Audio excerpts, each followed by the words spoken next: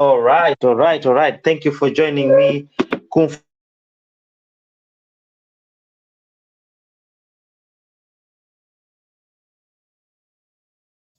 Lost your audio. think I will allow Kung Fu Fanta to introduce himself.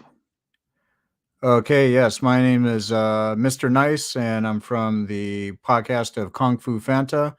Thank you, everybody, for coming in, and I'm here to be a co-host with Kenyan Living Abroad. Thank you so much. Thank you so much. So, the developing factor today is like we'll say about Christmas list being bailed out because there's a lot of confusion. People are thinking that is released. Right, right, and that's a Yes, big because I misconception. understand that. Yeah, that's a big misconception that I hear quite a few people talking about in chats as well as I would say in some comments. There's a few podcasters out there that are letting everybody know that they're reading the articles. They're actually saying that he's actually not a free person. He's just out on bail for about 48 hours, and he's staying with what appears to be his former attorney, which is Mr. Williams. So I don't know what's really going on with that. I don't know why he's no longer going to be his attorney, but no, he's not a free man. He's just out on bail for 100,000 TNT dollars, which I think ended up being like um, something like around $10,000 US or something. Oh yeah. The 100,000 is about 10 US. Yes. Sorry. Okay, so Yeah. what So do you, there was that confusion because uh, I just wanted to make that clear because I saw a lot of confusion in regarding him being bailed out. People are using it as, oh, he's now free. He's now free. So I just said, let me make it clear that he's not out of the woods yet. He's still in murky waters still. So what do you think about what's next for him?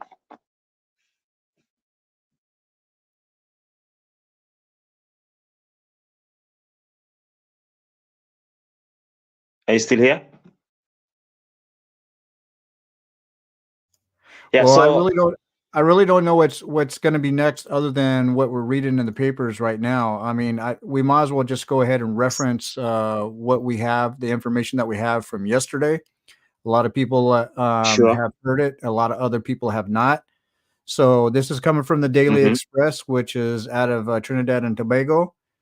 And it Yeah. says here that YouTuber and blogger Christopher Hughes, better known as online as Christmas List, was on Monday afternoon granted bail for the sum of $100,000 by a master of the High Court. And it goes on to say that Hughes was taken into custody last Tuesday and charged on Wednesday evening under Section 41 of the Sedition Act. The charge stemmed from a video he posted on YouTube after meeting with various alleged gang members in Trinidad, giving them a platform to showcase their firepower. So we'll stop right there. Yeah. So that's basically the rundown of what took place from Mm-hmm. last week up until yesterday.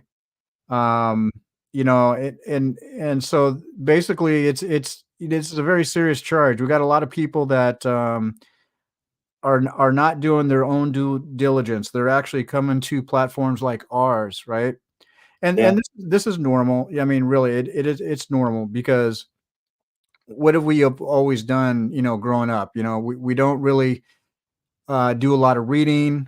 We usually wait till somebody else tells us the story, usually via TV station on the news, and we're relying on information like that. But it would behoove everybody to actually just follow the same information that we're following, which is the Daily Express or even the BBC. The Yeah. BBC picked up on this yesterday. What do you think about Yeah. that? And they made it so clear and elaborate, just like what you did last night.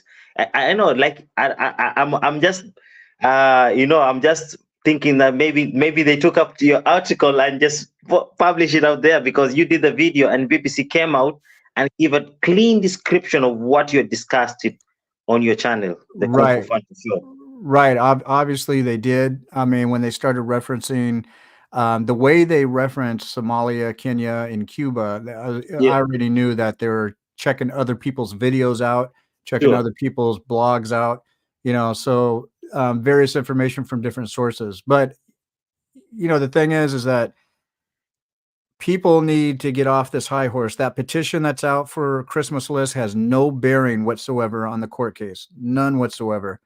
I mean, it's nice to Yes. show They your never support. they Yeah, yes. yeah. So basically, what it's Yes. only doing is showing that he's got a base of fans that are willing to, if it could work, we'll go ahead and sign it. But it has no bearing on the case Yeah. whatsoever. Sure. Because this is a legal case on the court. Right. And for that matter, not this is just this is not any court, but this is the High Court of Trinidad. This is the highest court you could either be prosecuted in.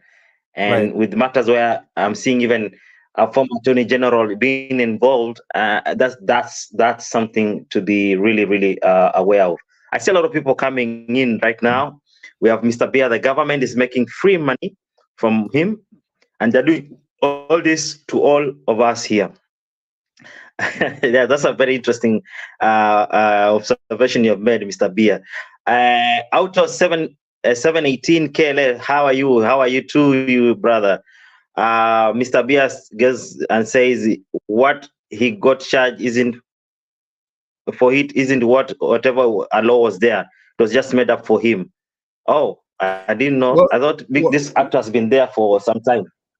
well, according to some other people, that's not the case. So I think if we're gonna talk about that, this is a made up law, because I've heard a lot of people make that claim, but it's always like fans of Chris. Yeah. And the people who say that that's not true can either be a fan of Chris Mm-hmm. or not a fan of Chris. So I think what we should do, and somebody somewhere, I just don't remember where, actually looked it up and said that it does exist, and they Mm-hmm. actually read it out.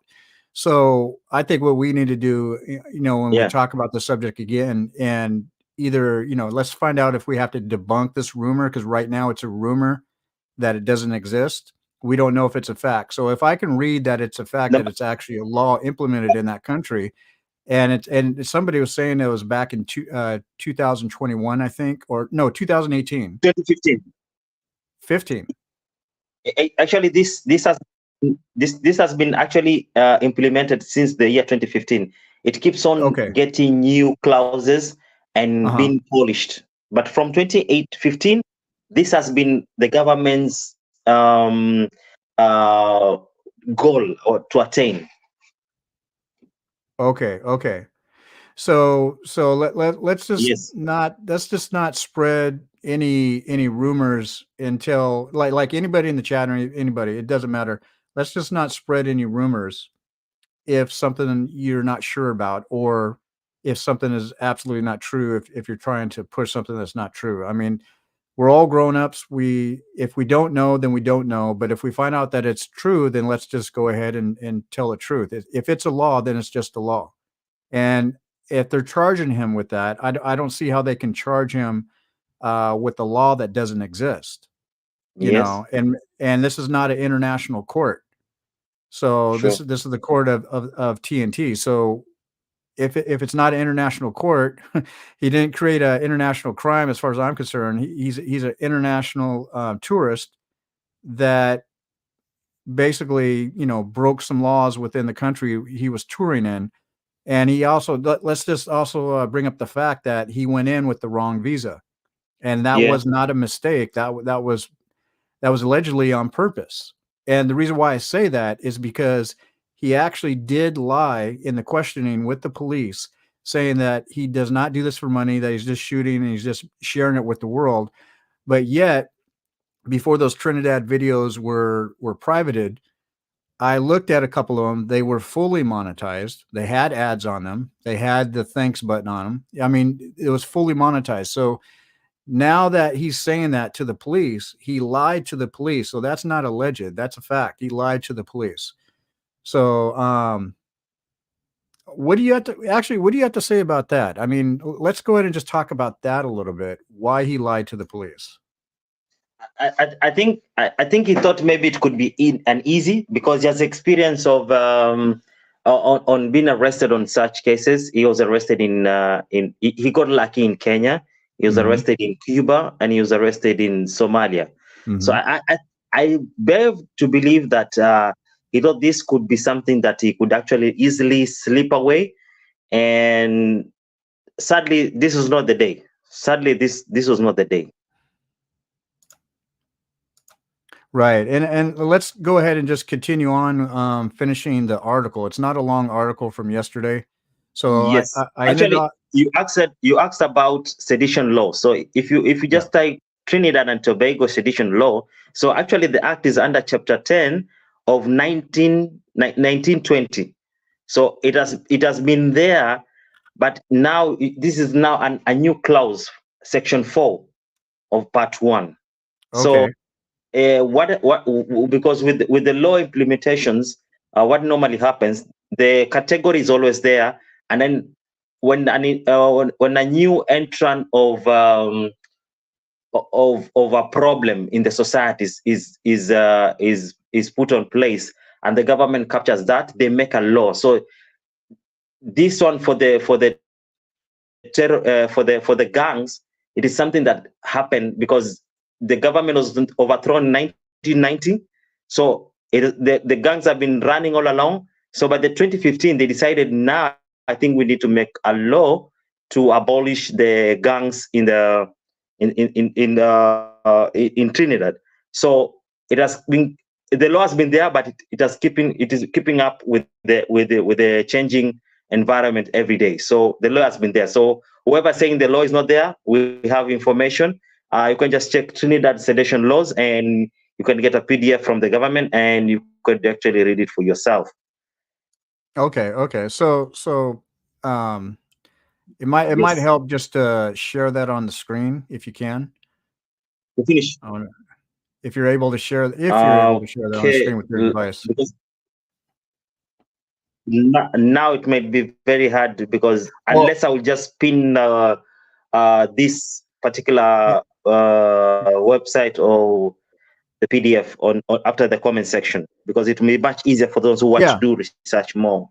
Yeah, that'll be better, actually. That'll be better. So everybody who wants to read the Sedition Act in Trinidad and Tobago.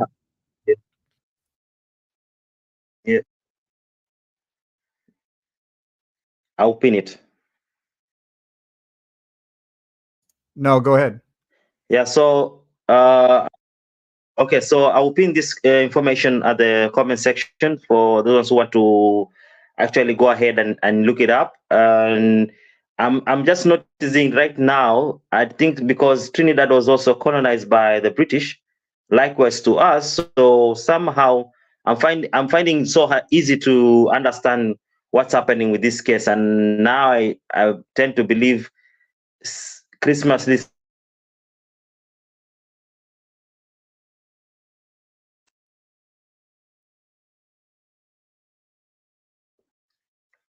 What's your thought of that? I didn't hear like the last 20 seconds. Your audio went out for like the last 20 seconds. You said you understand. Basically, okay, so I'm saying, yeah. Now, yes, I'm from Kenya. I think being a British colony, just like Trinidad and Tobago, somehow similar. We're having, I think, a similar way of how the law is being quoted, the Constitution, how it was written. We share a lot. So I tend to believe that Christmas list is not something easy to handle. Okay. So let me go ahead and finish out the article for those who have not read the latest, basically the second to last latest report. And well, I hate these websites, on news websites, all these ads, but let me just pick up where I left off and read again the paragraph. It says, Hughes was taken into custody last Tuesday and charged on Wednesday evening under Section 4.1 of the Sedition Act. The charge stemmed from a video he posted on YouTube after meeting with various alleged gang members in Trinidad, giving them a platform to showcase their firepower. Then it goes on to say from that, many of the gang members were brandishing high-powered weapons as they were interviewed by Hughes.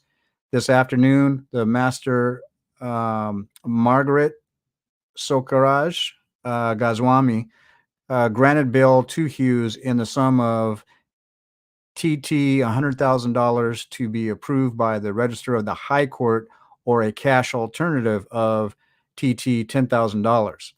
Then it goes on to say that the master also ordered that his passport that is currently in the possession of the Canadian High Commission be handed over to the High Court Register by noon tomorrow, which would be today.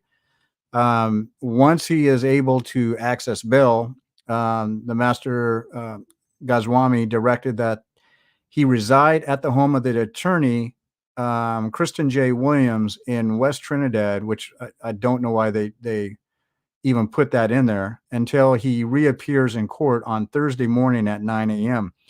Williams, who was seeking Hughes' legal interests since his arrest yesterday, indicated to the court that while he was withdrawing himself from the matter, so it looks like he's no longer going to be his lawyer, he had no issue with Hughes staying at his residence for only 2 days. Former Attorney General Adnad Ramlogan and Russell Warner appeared for Hughes during the hearing, while Assistant Director of Public Prosecutions, DPP, Daniel Thompson, appeared on behalf of the state. So that is the article. That is the latest information of what's going on. So on Thursday, he will have to go back to the court, and we don't know anything until that happens. So he's not a free man. Some people are indicating that he's a free man. He's basically on house arrest. You know, he spent a lot of money on house arrest for 2 days. So he's living comfortably for a couple days. That's basically it. Yeah. But it's interesting. I would kind of like to know why the lawyer is backing out, and is he seeking a new lawyer, or what's going on with that? Have you heard anything from anywhere else? I've not heard anywhere, but when you see a lawyer backing out, because sometimes lawyers also tend to hold their reputation in terms of credibility. So handling such a case that is of vicious matter, and more so, this is a foreigner, sees that it is feel that the client may lose and may damage his reputation, they will actually coincide from continuing with the case. And I think this is what could be happening. Okay. So we have Fake Ray. Yeah, this could be a potential. Yeah, sure. Go ahead. No, you can just read it. No problem. Okay, so Fake Ray is saying here, Kung, how many times have I said, if you mess up on the island, there is nowhere to run. Reputation is life. It's not international. Laws are influenced by the British. Okay, so that's been confirmed by many. They have, and she also goes on to say in another area here, they removed the law, then opposition put it back in, and now it is being used against them because of the opposition is helping Chris, allegedly. Okay, so she's been following this quite a bit, and Otto says, I don't understand why they just did not deport him. Well, it's that might be the easy way out, but I think based on their anti-gang act and that how he lied coming into the country with the wrong visa and lied to the police about making money off his videos and stuff like that, it goes beyond deportation. I think at the end of the day, he will be deported no matter what happens, whatever his sentence is. If he has to do a couple years after that, he'd be deported and he'll never be welcome back, most likely. Well, if you're deported, you're not going to come back. So, Yes. Becky Ray also says, Otto, because deporting him only is not enough to deter others from doing the same. That's a good point. That is a very good point. They will deport him, but he has to go through court. and Otto goes to say he is guilty. Mhm.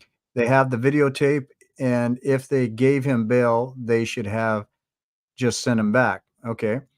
Fake Ray says, these considerations are not tough, or maybe not enough. I'm not sure what if she meant tough or not enough. It's okay. It's only tough because he wants to travel, but for a citizen, it's a dream come true. Okay, so I mean, Fake Ray is from the Caribbean, so she knows, she's very familiar with this stuff. Obviously, she's been That's keeping right. up. There's been a few people that are actually very keen on this, and they've been keeping up very closely because it's of interest, especially if you're from there. It's of interest. Mhm. Erin, So, welcome what do to you the say? channel again. Once again. Yeah. So I think Fekere has a lot of information regarding what could be happening in Trinidad and Tobago right now, and in regards also with the law, because I think Trini is similar to most of the Caribbean islands, because I think they were all colonized by British, except some few, I think, like Haiti, and I don't remember which one at the moment. So they might be sharing the same laws. So it's quite easy for somebody also from the Caribbean to understand this much better, what is actually going on. Yeah. Big Chill is in here. He's saying that the lawyer got a death Mhm. threat on his and Chris's life, so he backed out. All right, Then that makes sense. government tells where Chris is staying, something fishy. hmm Yeah, that's something to discuss on. I think Big Chill is from Trinidad. Might be because these are information that you cannot find online. well, okay. Well, we found it in the article that we just Oh read. yeah, yeah, yeah. Yes, So, yes, yes. but why was that put in the article? And this is the point where if sensitive information like that, even though there's not like a street address, it still gives the basic location of where Chris would be staying in the country. And Yes. it's like everybody in the country knows where that's going to be, right? So basically, okay, he's not in this area of the country. He's going to be in that area of the country. Mhm. So we'll just see if he's walking around. We'll see if the lawyer is walking around and wait to follow Oh, it him makes sense. to his house. Stuff like that. I mean, it was very unprofessional for that to even be put in. Even I have to actually say this about the Daily Express. This is a disappointment. Mhm. Why would, because they could have actually removed that or kept it from even being typed up. Why would you put that in your paper? We don't know. Maybe they've never had a serious case, so and they never know how it normally goes, like how wrong it could be. Maybe Uh, they, somebody feel on they, their journalism skill there right now. well, they have serious cases. I mean, I'm been looking at the paper and they're showing like a lot of court cases here and there. So outside of Chris, so they have a lot of serious cases going on there. Or are they pissed off about what Chris did? Because Well, I'm sure. Well, there's a lot of people that are pissed off. I mean, for the past week, we've seen the people from the island that have basically voiced their opinion and how angry they are at Chris for what he has done. So it's not about if it actually is. People are pissed off. People in the yeah, international because community are pissed off. a lot of Trinidadians have called me since when he got the bail. Hey, please say something. Please say something. It's not right for Chris to be left. He should rot in jail. He should stay inside there. He should be prosecuted. I'm like, oh man, man, man. I think the law has its own way of dealing with this issue. So a lot Right. of And people have been pissed off. I've also been interacting with a lot of pissed off Trinidadians as well, and they A don't want lot. to see that the harsh punishment, right? They're pissed off at him, but they don't want to see him being punished hmm harshly, right? They want him just out of their country. So Yes, you have they're a lot of actually those good people. people out there as well. Yeah. And actually that's the same sentiment with a lot of And I people also around noticed the Caribbean. and even the world right now, people don't want this negative energy on the internet or showing about a country in a way that is not promoting or assisting in any way. Yeah, the other thing too is I've heard conflicting stories. Now, Trinidad I've heard government Trinidadians is, saying, yeah. I've heard them saying that they need tourists, they need tourist dollars. But then I've heard other reports and other people Mhm. saying we don't need tourists because our main GDP is oil. And then other people say we need tourist dollars because that's the only thing we depend on. Then others will say we only depend Mhm. on oil. So I really don't know what's going on. I have not looked into what the GDP is there in the country. You know what their main sources of income, but obviously, for the most part, it doesn't sound like it's tourism other than the carnival. But you know, it would actually be nice to actually have a couple of Trinidadians come on a panel, one of our panels, and explain that whole thing because Trinidad is for the most part pretty much an unknown country, other than we know it's a Caribbean country and they had the carnival. Outside of that, we don't know much about it.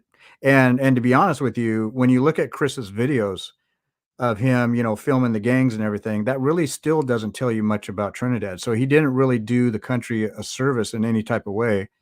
All he came there, Yes. he really did not highlight anything about the country and what it is, other than that it has gang life.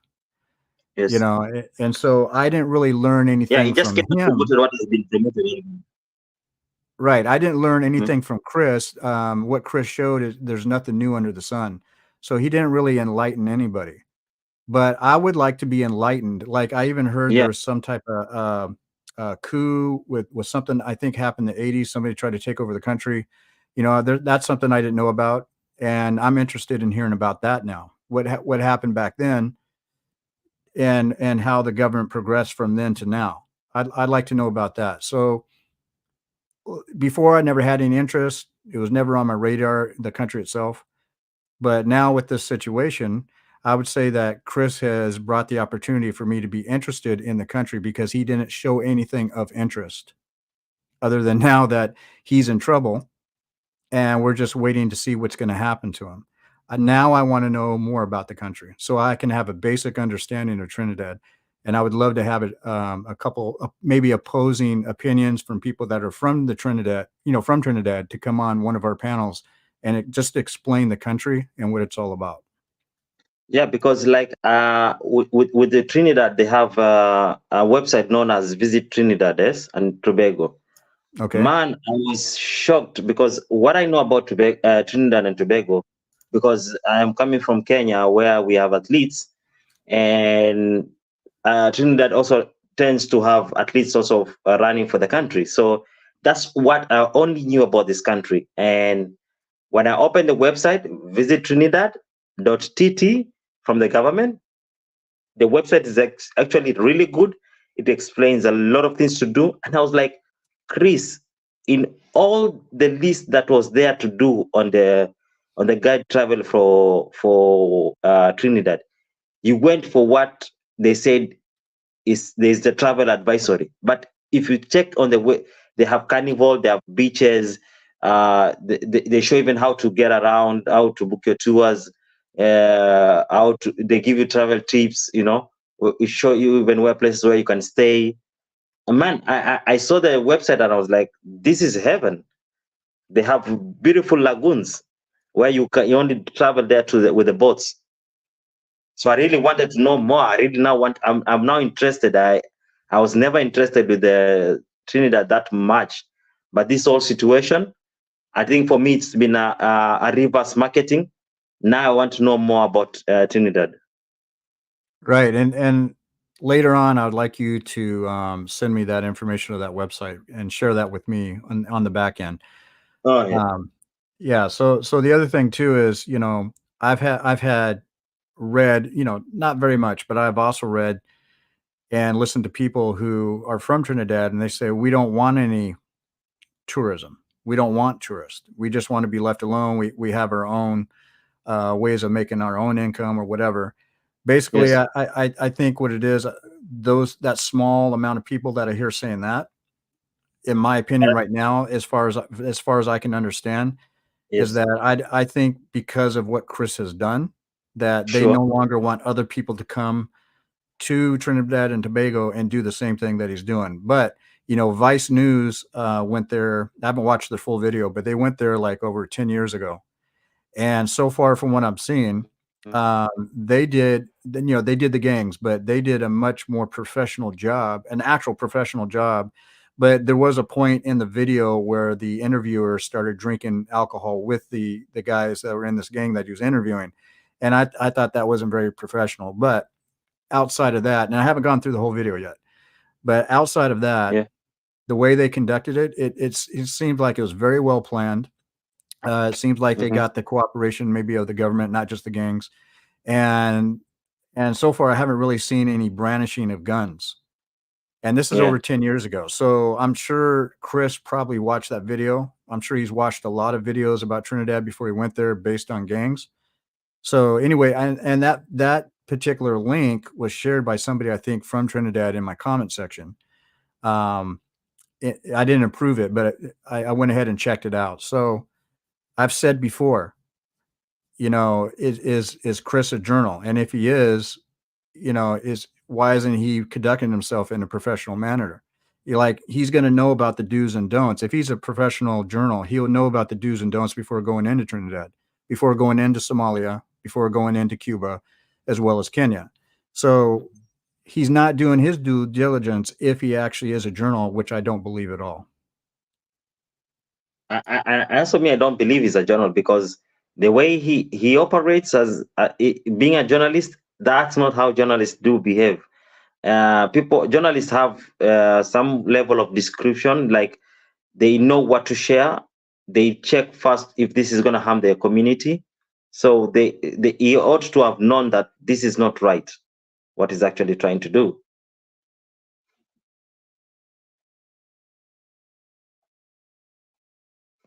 I see Triniman47 says it's interesting how the Canadian embassy is not involved in this matter.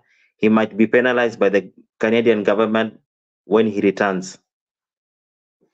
I don't know if that's how the government is gonna charge him or anywhere. I don't know, but maybe if the government gets involved, that may need him to be charged by the government.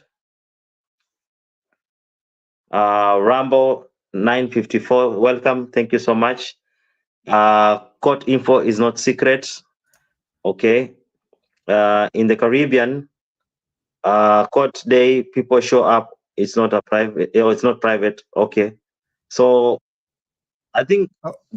Okay. So this is why I said we need somebody from Trinidad, and I think Cavern, if you ever want to come on one of our panels and explain this, because this is what she's saying when she says it's not true. I'm not saying it's true or not. This is based on my interaction with different people from Trinidad, what they're saying. So she's saying we are not dependent on tourism, but we encourage people to visit, right?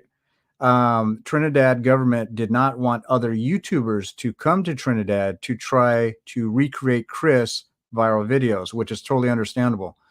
Yeah. So this is why we need somebody from Trinidad to actually come up and explain these things in voice outside of the chat, because most people are not going to read the chat. And I think a lot more Trinidadians need to come up and speak on this, that are going to be honest and tell the truth and leave the feelings behind and just tell us what's going on, because we don't know. They actually know. We don't know. So we're going based on information from the news. We're going based on people's factual information, opinions, and stuff like that. So it's all a big mix right now. She also goes on to say that Coca Girl have video with guns, with gangs. She wants to release those videos bad, which I can only imagine.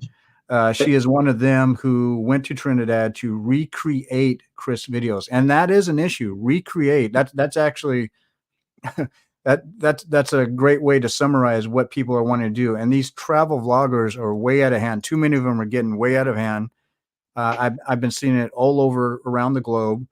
They're doing some of the craziest pranks while they're in travel, which some of these pranks get them arrested.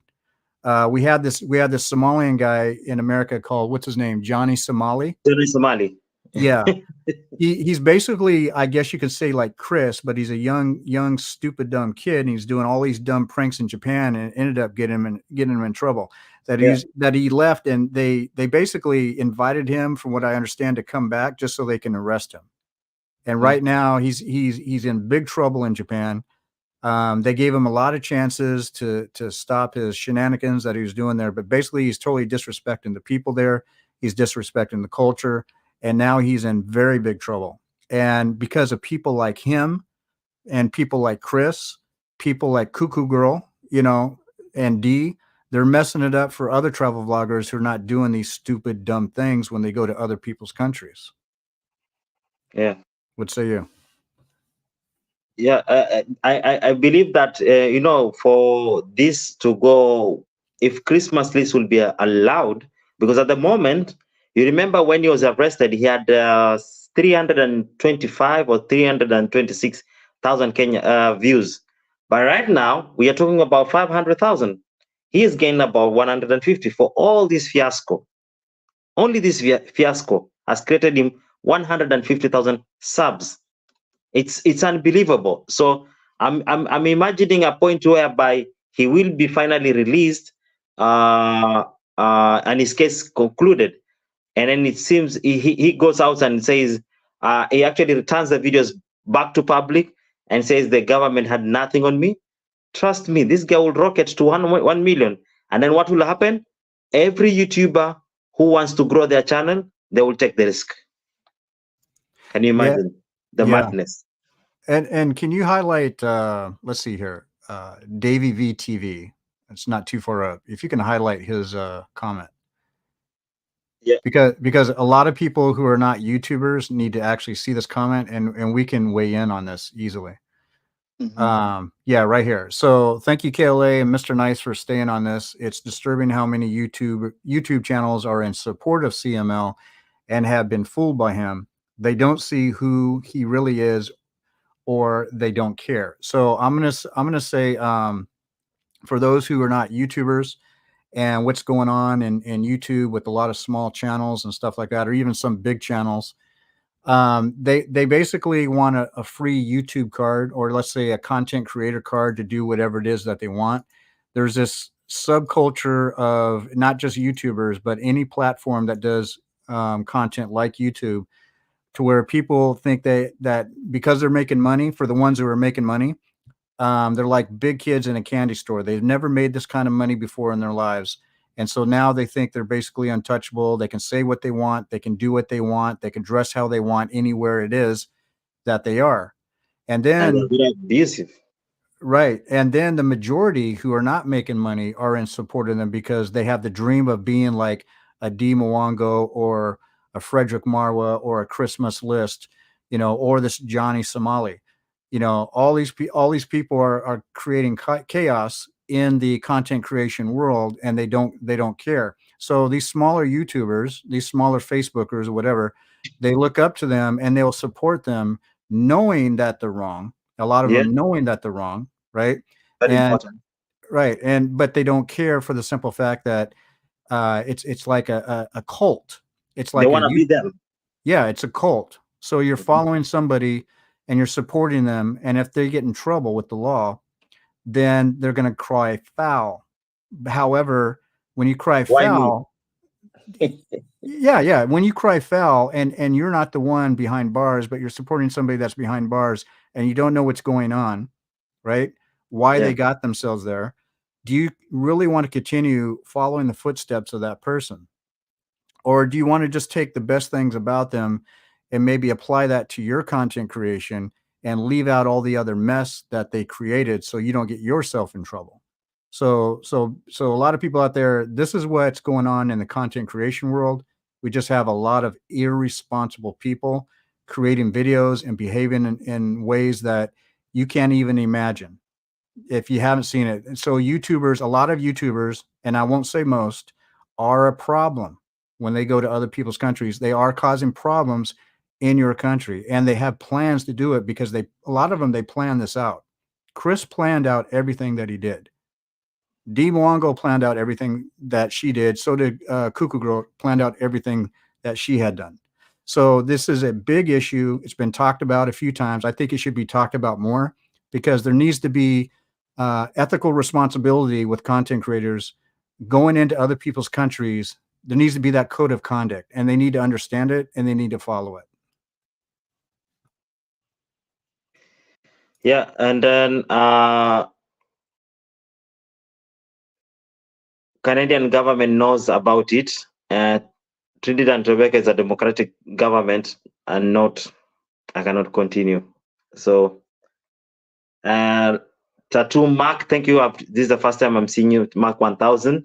Lol, Caribbean. Anything reggae is played even in the island of the Jamaican music. Jamaica put out the most music in the Caribbean. Even the Spanish name music of Jamaica reggaeton. Get your facts. Okay. Okay, so Cameron's saying that somebody in the chat would like to join your panel. Cooking KK Way saying that they're a personal friend of Chris. So that's up to you if you want to do that. But okay, I don't know. I wanna check out to invite, copy. Okay, and then is it private chat or post in the comment? Okay. Yeah, post in the in the chat. There. Yeah, it's actually good to have somebody who is on the ground, will give us everything, and give us the understanding. Yeah, I don't know if this person's from Trinidad or anything, but being a personal friend, let's just hear what they got to say. Yeah. Yeah. So I'll pick some few comments. Short-term jail, a heavy fine, later deport him, setting an example to other outsiders who want to come in with dubious means. Exactly, Stevie. Exactly. That should be the way to go, because if he's let free without a pain, left with a pain that could prevent others from coming, it will be chaos in Trinidad. Everyone will be like, oh, Trinidad, they'll just maybe lock me up for 100,000 and I'll be out, and I'll gain my 100,000 subscribers, and they watch. I have a CPM of 6 from America, 4 from Britain. So in a couple of 2 videos, I've paid back my money. So, and I've become a celebrity. So trust me, it's really sick when you think about what could happen later. Kavin, okay, I don't know that. I follow them regular, but thanks for letting us know. Okay. They've come. So let me just accept. Add to the stage. Okay. Welcome. Hello. Hello. Okay, you can hear me. Good.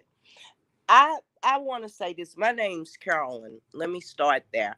I'm not in Trinidad. I'm an American, United States of America. I've been listening to different YouTubers, and just a lot of different people speaking, but this is what I want to say. And everybody on here that's listening to me, you can literally go to my channel. It's called Cooking KK Way. You can go there right now. You will see a video. Coincidentally, when Chris got released, he had on his Houston Astros hat. The same hat he has on when he came to Houston. I want to share my experience real quick with you all. I had been following Chris for about a year. And one night he was doing the live and I was up. And I said, let me join the thing, because he wanted people to come up there and talk. He had just left Jamaica. So I went up and I told him how he inspires me, because at the particular time I had invested like $7,000 worth of, because I have a cold that I can't shake off. So I'm going to try not to cough. But I invested in YouTube, like barbecue pits, food, etc., etc. But for some reason, I just couldn't start my channel. And this is what I'm telling Chris on his panel, like I'm talking to you guys. And I was telling him how he motivates me because he goes from country to country.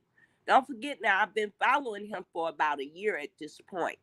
Yeah, he goes in the bad areas. I won't deny that.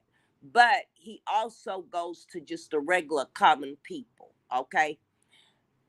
And I was letting him know how he inspires me and motivates me. And I explained to him what I just told you. His exact words to me were, "Oh, don't say that. You're going to make me catch a flight." Him and his homeboy that was there with him at his house that night, catch a flight and come down there. I said, "Oh, no way." I say, "No, don't worry about it. I'll get it together." At this particular time, all you have to do is go back. Just go back to his videos. Nothing I'm saying is exaggerated or nothing's added. He had a flight already booked to go to India in 2 weeks. Okay. I knew for a fact because you just said that Chris already knows what he's going to do. He plans what he's going to do. That's not true. I'm going to show you how. He already had his flight booked for India in 2 weeks. 4 or 5 days after we did that live, Chris jumped on and did a live and said, "You know what? I think I'm coming to the United States. I heard it's a lady down there that barbecues real good." I was like, "There's no way this man's coming," because he said he's going to India. All this is still up on his live. Sure enough, 3 days later, Chris went live again and said he was, I want to say in Atlanta, passing through Atlanta. I DM'd him, asking was he coming to Houston for me. Of course he was. Sent him my address, my telephone number. The next morning, Chris called me and told me he would be in Houston in like 5 hours. I went to the grocery store, brought groceries, got the house together, went to the liquor store, brought him a thing of rum. All this is on his channel too. He came, it was him and another YouTuber that he picked up on the way. I can't think of the guy's name right off my head. It was a young YouTuber, black guy that was just getting his channel started. Chris picked him up. Don't forget, Chris drove here. I forgot to tell you that. He drove from Canada to Houston, Texas, okay, just for me. I don't want to get emotional because I'm already sick and I get short of breath. This man did not know me from a can of paint. He drove from Canada here just to do what? Come here and eat my food? No, to motivate me to get my channel up and going. He only stayed here that day, which, well, when he got here, it probably was 4 in the evening, maybe 5 in the evening. We went outside and started up the grill because I didn't barbecue. I grilled him a steak and fried chicken and that kind of stuff. And he did his live. I thought he was going to stay because who comes to Houston and not stay? Houston is a very, very big city. And literally for you to get to even see Houston, you would need to be here for a minimum of a week. Okay. No, Chris, the next morning, I called him, asked him, was he going to stay around? I was willing to take him different places for him to get different content. He said, "No, I'm headed back." Chris made 2 more videos here in Houston on his way out, one at a barber shop and one at a corner store. And he left. He stopped in Louisiana, from Louisiana to Atlanta, and kept it going. Now, that's what this man did for me, someone he did not know at all, just to come here and motivate me. So when you say he has things planned, no, he did not take that trip to India because of me. He does good. He does good by the people. What we have to understand is this: every YouTuber have their own thing of what they're gonna film. This is what Chris has been doing. A lot of people say, "Oh, he's making so much money off of YouTube." No, Chris, at the time that Chris was here, Chris wasn't even. It would take like 3 weeks for him to get 100,000 on some views. Okay, he had 100, I think it's 68,000 subscribers when he came here. But I'm talking about views. And if you know about YouTube, you know you get paid once a month. So you know if you only make, we'll just say 10 videos for the whole month, and they aren't lined up together, that check is gonna get split. But that's neither here or there. Everybody knows his name. If they don't, all they have to do is watch the news. He'll tell you his full name. I don't want to expose it, but it's there. And Google him. You can Google Chris, okay? And it will show you all of his credentials. Chris, and that's as far as I'm gonna go, okay? Which I know it's a lot of people, and I know Trinidad government already has dug into his life, but I don't want to expose it. But what I will say is Chris was traveling before YouTube, and he's gonna travel after YouTube. Chris had already been to, I think, 118 countries, if I'm not mistaken. That was when he came here. And that was 11 months ago when Chris came here. He's been traveling. He's financially well. And it's not from YouTube. Okay. So a lot of the misconception that people have about him is not true. And I came up on your panel because I see a lot of people talking on lives, and I don't get up there because they're like really going beyond the box to just down the man, criticize the man. And what I will say is everybody make mistakes.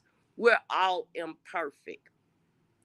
The government, we know, we're all adults up here. We know that they're not just upset at Chris for making those videos. You know, election time is coming up there in Trinidad. They know where these people are. The bloggers are putting the man's life in danger by putting up lies saying that he was taken around to go to different areas to pick out gang members. That's not true. He's working with the police. Chris is a man of integrity. That's all I will say. When he say he gonna do something, he's gonna do it. I learned it firsthand. It's not a lot of people out here with integrity. He makes his content. I have to respect what he chooses to make for his content.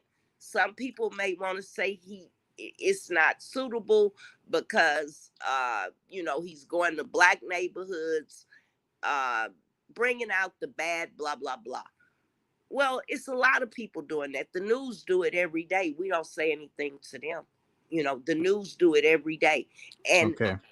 and I just wanted to interject. go ahead. I appreciate you coming up, and I'm happy that you're inspired by him. I'm happy that he came down and did that for you. That's great. He does a lot of good things for people, especially YouTubers, from what we can see. That's all I'm saying. And okay, I'm gonna get down. That's all I was saying is that he does good. And these are facts. He does good. right. No, nobody's denying that hasn't done anything good. And I do remember, now that I think about it, when you talk about his drive through the US, I do remember him making some videos driving through the US, but I didn't know the behind story that he's coming to see you. I didn't know who you were until now, but that was the only reason he came. He he painted his car. Well, he wrote all over his car his name. You remember the white car? I just seen him where he stopped at a few road stops, made short videos and stuff like that. I'm not a big fan of his. I have seen some videos of him going. I think it was in Louisiana where he's filming people fishing alligators or crawfish or something like that. So I know he does those types of videos as well. Those are the videos that are not an issue. But what the only thing that I needed to push back a little bit on is that he does plan things out. You have to plan, because let me just give you one example. He went to Somalia in 2022. He hired armed guards for that, which most people do if they go to Somalia. Not many people go to Somalia. So all that had to be planned out in advance. So he definitely plans things out before he goes there, wherever that's going to be, because there's a backstory that he checks into first. So in order for him to know the backstory, he's got to do some investigation first. Well, can I correct you on two things you just said? Okay. Well, let me not just use the word correct. Let me say this. Pretty sure he does some planning, but at the same time, he doesn't. He's very spontaneous. You remember he was supposed to leave Trinidad and he changed his mind. That's what I mean when I say he doesn't plan. But don't forget that Chris was traveling. He's been traveling for over 20 years, the world, okay? And he's been to multiple countries multiple times before YouTube. So some things that me or you may think is not normal could be normal for him. I think I get your point. You're speaking of Christmas list on two occasions. Christmas list that was not a YouTuber who traveled and had no problem, but now you're speaking of Christmas. Now we are having a Christmas list who is having problem, and for matter of investigation, because me and Kung Fu Fanta, because I'm part of the Kung Fu Fanta show. What we know about Christmas list, he has an African YouTuber by the name Marwa. Do you know him? Yeah. So he is the person who introduced Christmas list to YouTube, because Christmas list has been watching YouTube of Marwa and he got inspired, but he had no obligation to go on YouTube. So his biggest mentor is an African man from Nyobahanse, East Africa, Marwa Frederick. And do you know, he was warned by Frederick to not continue doing the content that he's doing. I don't know if you know that. Well, wait, let me stop you right there. When Chris says that he was inspired by Marwa, let me say this. Chris finally decided to start filming, okay, and uploading to YouTube. Okay, that's why I say some of the things are being misinterpreted. When Chris, before YouTube, Chris just wasn't filming and he was going into the danger zones. You understand that part, right? Yeah, I understand. Okay. I just want to make that part clear. Okay. But what's your opinion? What's on your opinion on what happened in Trinidad? Because I know everybody has his own fault, but do you believe that he made a mistake while doing whatever he did in Trinidad and Tobago? What I believe, let me say this, is that he should have waited until he left to upload. No. You're not getting the question. What he did, like I'm talking of the act. Was it right or wrong? I don't see. I live in the United States of America, so my opinion. No, right or wrong, it could be anywhere. It could be in the States. I'm just saying. Yeah. For me, I don't see anything wrong with it because we have freedom. You understand, to do those type of things. So the way I feel may not be the way a third world country feels, because our freedom is different. Yeah, because I think you're mixing the state of affairs of two different countries. Well, because that's why. Remember, because you asked the question, and before I answered it, that's why I told you my opinion probably isn't going to favor what you want me to say, because I live in a country where we're free to do those things.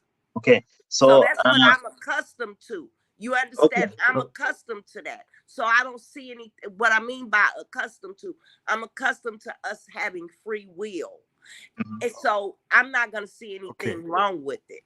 I have one question for you, Cooking KK, and I have a lot of experience over the last almost 20 years, being on an international level, dealing with different cultures.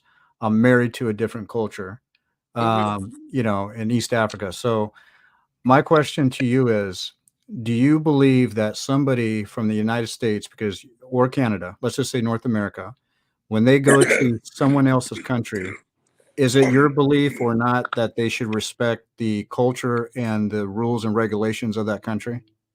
Yes, I do believe that. Okay. Yes, I sure do. Thank you. Yes. Now, if you ask me that question, my answer is yes. But the other question, do I think it was wrong? No, because of where I'm from. Yeah, it could because if you're saying wrong by him leaving the country, he could have posted it, because I think I still believe in my own analysis of when I check the law of Trinidad and what they're trying to do.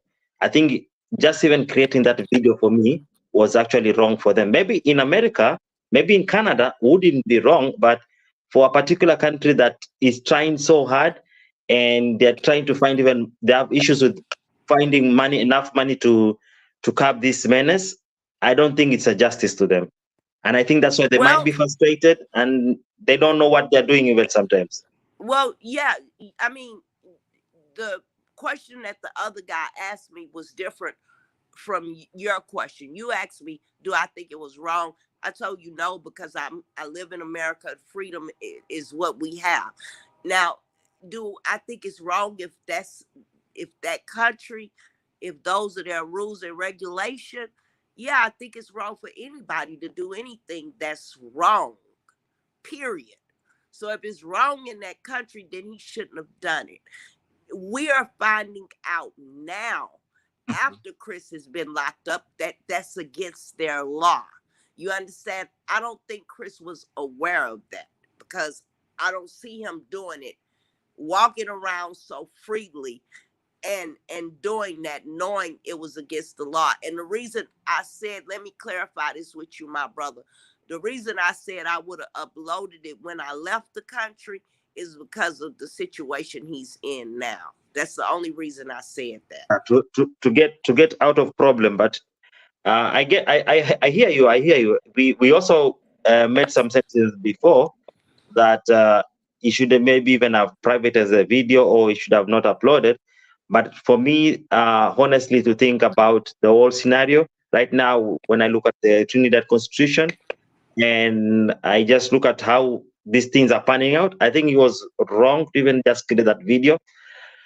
And I know that is his content. That's a problem. That is the niche he has chosen to be on YouTube with. So it can be very, very difficult for him to change. But the problem also, he says he is a journalist. So if he's a journalist, there's a way a journalist will put that story, not the way he did it. Well, let me ask you this: when CNN in 2020 go and they visit the gangs, what other difference they visit cartel and gangs, murderers? You forget here just lately when what's the white guy that went and he's the reason that El Chapo is locked up right now. Remember, y'all know who I'm talking about, the actor who's a former drug addict, probably still is. And he went over there to that country, talked to El Chapo, blah, blah, blah, saw all the drugs, et cetera, et cetera. You know, when we start trying to judge people, that's where the problem comes in. Because, again, CNN does it, 2020, all the big news outlets, they do it every day. They go to these countries. They go talk to the cartel. They see the drugs. They see the guns. If Chris was going to do it, I don't think that he knew that it was illegal in Trinidad. If he did, the Chris that I know would have did it different. He either would have got permission or either he wouldn't have done it. You know, he made a big mistake and he's suffering the consequences. But does that mean he's the worst person in the world? No, we not say that. We've not said that. We said we are just talking about that particular part because practically I do not know Chris in person, just like you do. So I wouldn't speak on that on behalf of him. But we are just talking about the action that was actually perpetuated by himself. And what I was talking about, he claimed to be a journalist. If you are a journalist, like most of the time, I normally say, I purport not to know the truth. This is only for educational purposes, or these are your own views, because I will not take your views to be mine. You see, I'm also putting my views to be actually there to be judged. So practically, there's a way a journalist present an information or lays out an information, even if he's showing gangs. But also, I think you could have shared the particular place where the guns were being shown. Well, Like, wait a minute. Okay. Let's touch two things. Did you see him when he went on the news channel and did that interview? See, that's what I'm saying. It's a lot of things y'all pass in judgment and you haven't done your homework. He did an interview with the main news outlet in Trinidad. Yeah, I saw it. I saw it. Well, if you saw it, then you heard him right there say, I would never accuse the government of being wrong, but I do feel like the government could do more. He also said those are not his views. He said everything that you're saying. That's number one. Right. But you He just said on the that he interview, didn't. but he didn't say it on the video. You see, this is where the problem is. He said it on the interview. You wanted him every video to say these are not my views. It is. I think it's very appropriate, because that could have even helped him to even not be in the position that he is. And if you remember, when he was being interviewed by the police when he was being arrested, he was in the presence of his lawyer, and he decided to speak on his behalf and made a mistake again. So it's not something new about Chris. It's something that I'm seeing. It's a repetitive mistake. Who decided to speak? Yes. You say who decided to speak? His attorney? Okay. When he was arrested, he was in the presence of his attorney. If you had the interview, that the one that Right. we don't have the video. Right. Yeah. So what does he does? The attorney is there in presence, but he feels that he needs to speak. And then he ended up incriminating himself, saying he's not profiting from this video. But what we know about YouTube, you actually profit from the video.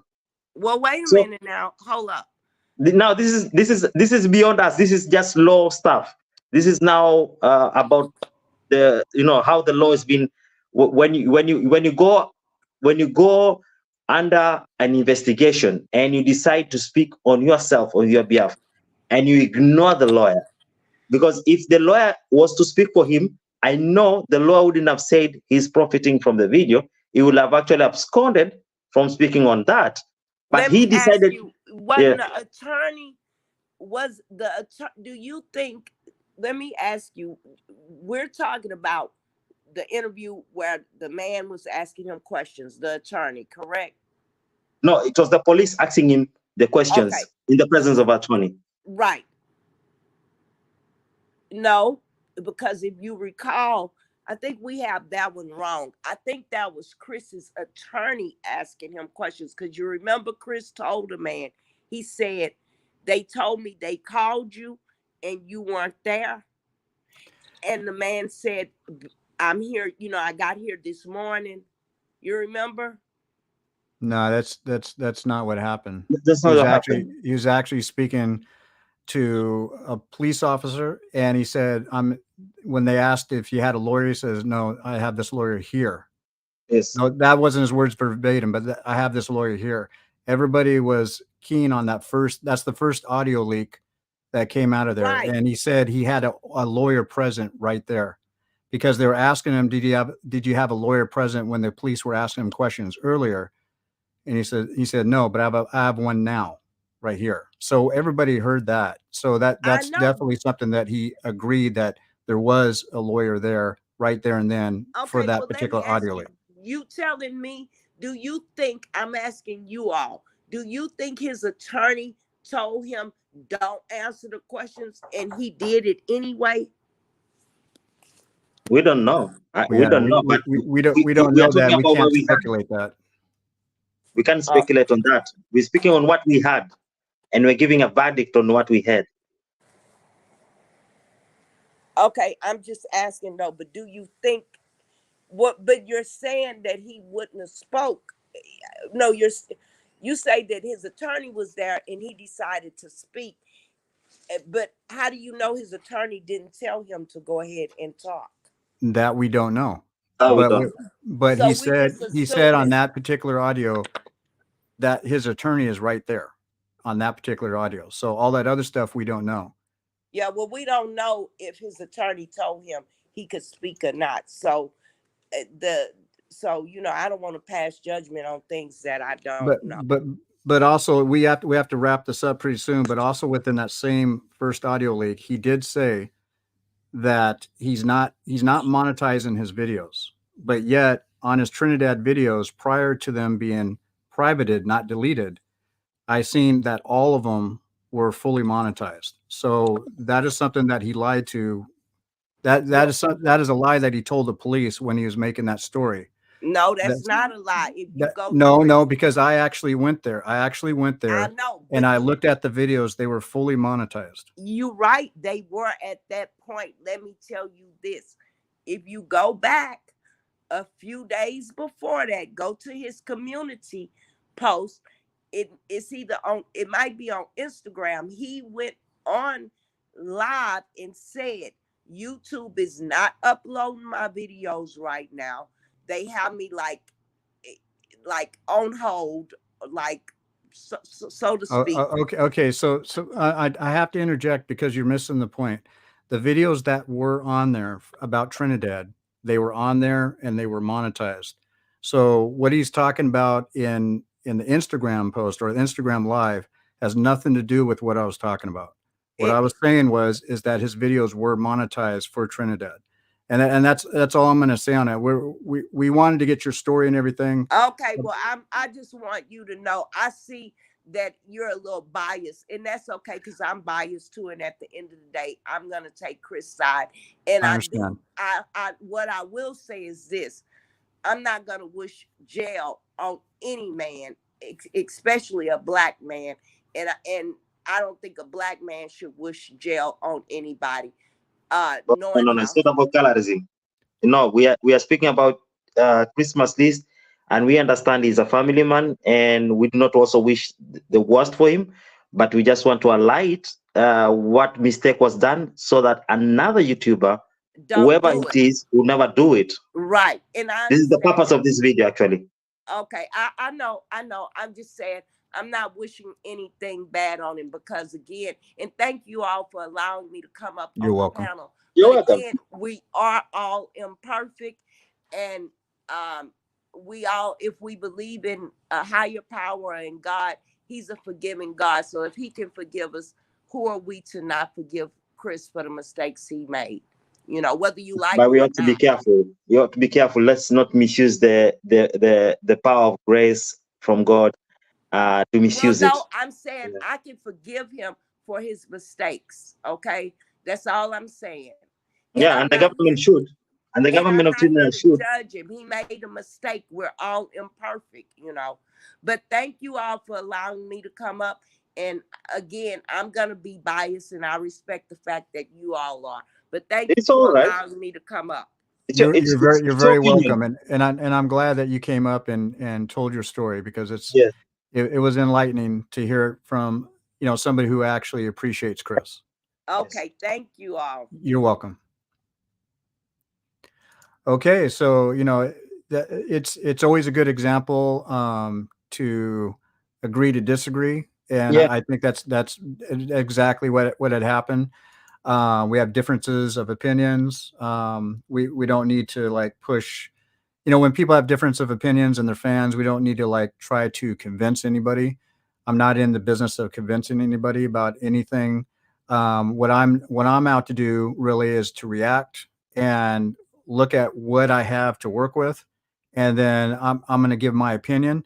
And if there's facts involved, I'll go ahead and present the facts.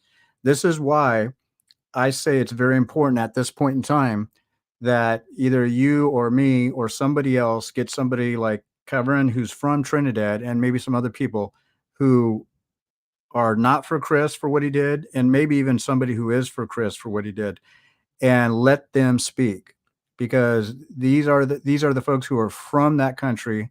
These are the folks who were directly affected by what had happened by Chris's visit. So they need to really speak. And Kevin, if I would like you, I would personally like you, if you can, or somebody who has time, if you don't have the time, to come to our panels and talk about this situation. And also give us some history about the island, because I think what's also missing from this whole thing is a lot of history. I've seen people talk a little bit about history stuff regarding, the situation with Chris. I think it really needs to be expounded upon a lot more than just in a comment section. So other than that, I mean, I got to get going pretty soon, just to let you know, Kenny living abroad. I got to get going. Yeah, sure. So that's actually my closing thought. You can keep going, but I'll listen while I'm getting ready. But I'll go ahead and listen to your closing thought if it's for me. But if you want to keep going, just keep going. So I think we better just go into the comments. We give people a fair share. Namaste is here. Say just cool. What if the? Okay, sorry, I couldn't go that. So Chris ain't no fool. Police warned him behind the scenes, but he continued because his videos were getting views. Oh yes, that is a high possibility, Kevin. And oh my God, forget USA freedom has nothing to do with it. Oh yes, I was actually trying to put this is a Trinidad and Tobago affair, and it should be handled with the laws of that particular country, because I believe that working with the laws of the country makes you to understand the legality of the case with Christmas list. Either he will be prosecuted on Thursday on the 9th at 9 a.m. We don't know. That is something that we cannot speculate on. And we have somebody, Doreen Smalls, thank you for coming, saying, Kevin, okay, I think you're talking about Kevin. So Chris, new lady police warned him early in this stay in Trinidad. Okay, so Namaste said he's one of the worst person. Okay, let's see an interesting. Okay. Oh, which one? I saw even Chris in video. He asked people if it's okay for them to be on the camera. So he do respect people rights in Trinidad. Yes, but you see, the problem is he wanted to do the video that he did, and I don't think he considered the rights of the government or the law. So this is where the problem is. That's why he is arrested right now. You must say, Christmas list is one of the worst person in the world, because he needs to promote gun crime. Chris will learn someday. He will have different opinion. Chris will protect his kids, not other people's kids. Exactly what I said earlier. Christmas has completely fooled and duped people. Yeah, I think people are getting confused about the whole situation. People are taking a position whereby they do not critically look at how the government is thinking, because I think that's why people are missing. If you want to understand this whole case, you have to understand how the government is thinking, using its own laws, not your laws of the country. Because for me, as I said, as a Kenyan, the laws seems to be similar, but I don't think we are 100% similar. So there are some laws that will actually work in my country, but not in Trinidad and Tobago. Just like was the opposite. Okay, Kung Fu, you don't see when Kevin is insulting people. Sorry. Okay, I don't think we have more interesting comments on this issue. There's a difference. A cook is not a chef. Here he's not a journalist. He admitted he doesn't read or is arrogant and immature. Yes, to some extent. I also felt like him just that position where he took he could actually want to speak for himself, not giving the lawyer time. And I think even Kung Fu will talk about this, because if he gave the lawyer time, and I think it could be related with the lawyer also allowing him to stay in his place for 2 days, because he might be having some sense of some sense of ignorance or just being pushy, because I feel like he's a pushy person. He wants things to go in his way, and this is sadly in a different country, and I don't think this is going to end good for him if he keeps on doing this. Right now that his passport has been detained, so it means he cannot leave the country. We do not know how long this case will go. Sadly, it could take forever. It could take a year. We don't know. So we don't know how his arrangements are. And if he's to stay in Trinidad, is he going to create more videos? Because the problem is that we know his niche. He's not going to show us the beautiful Trinidad. So I don't know. Unless he will decide to change and the government will allow him to do so. So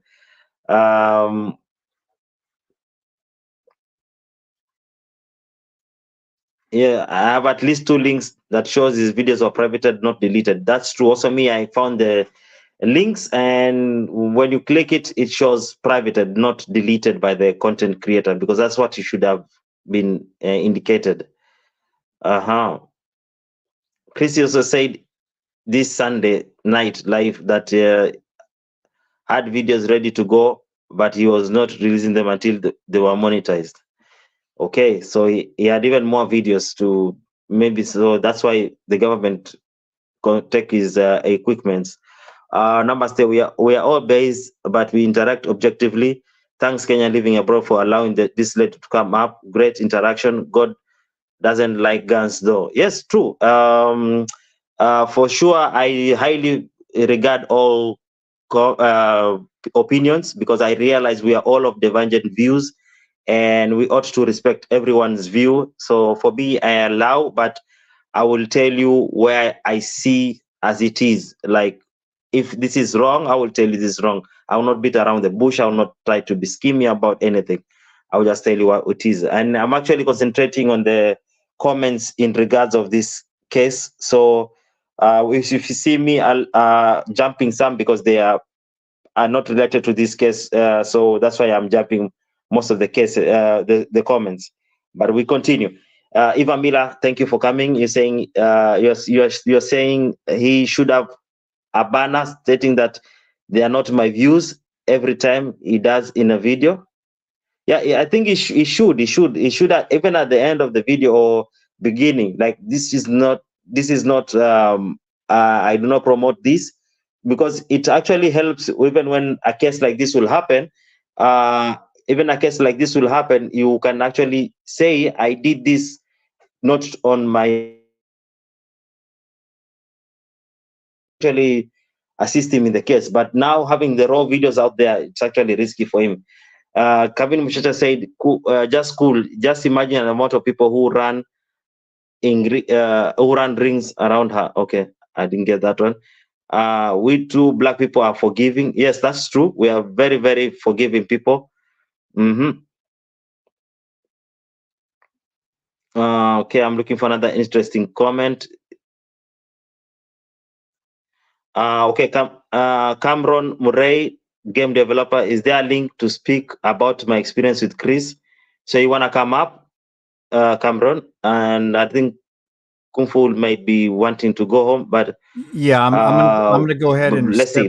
If you want, just let me know. I will try and get Kung Fu. Is that your IG handle? Yes, the IG handle is Kung Fu Fanta. Yes. Yeah, why are these videos featuring KLA. only gangs? Why promote tourism? Which side effects are jobs for you? So way home. So actually, I found out that the Trinidad and Tobago has an interesting wildlife experience, and I do not know why, but I think it's his choice to take this kind of content. He decided to take on this niche, so this is where the problem is. Okay,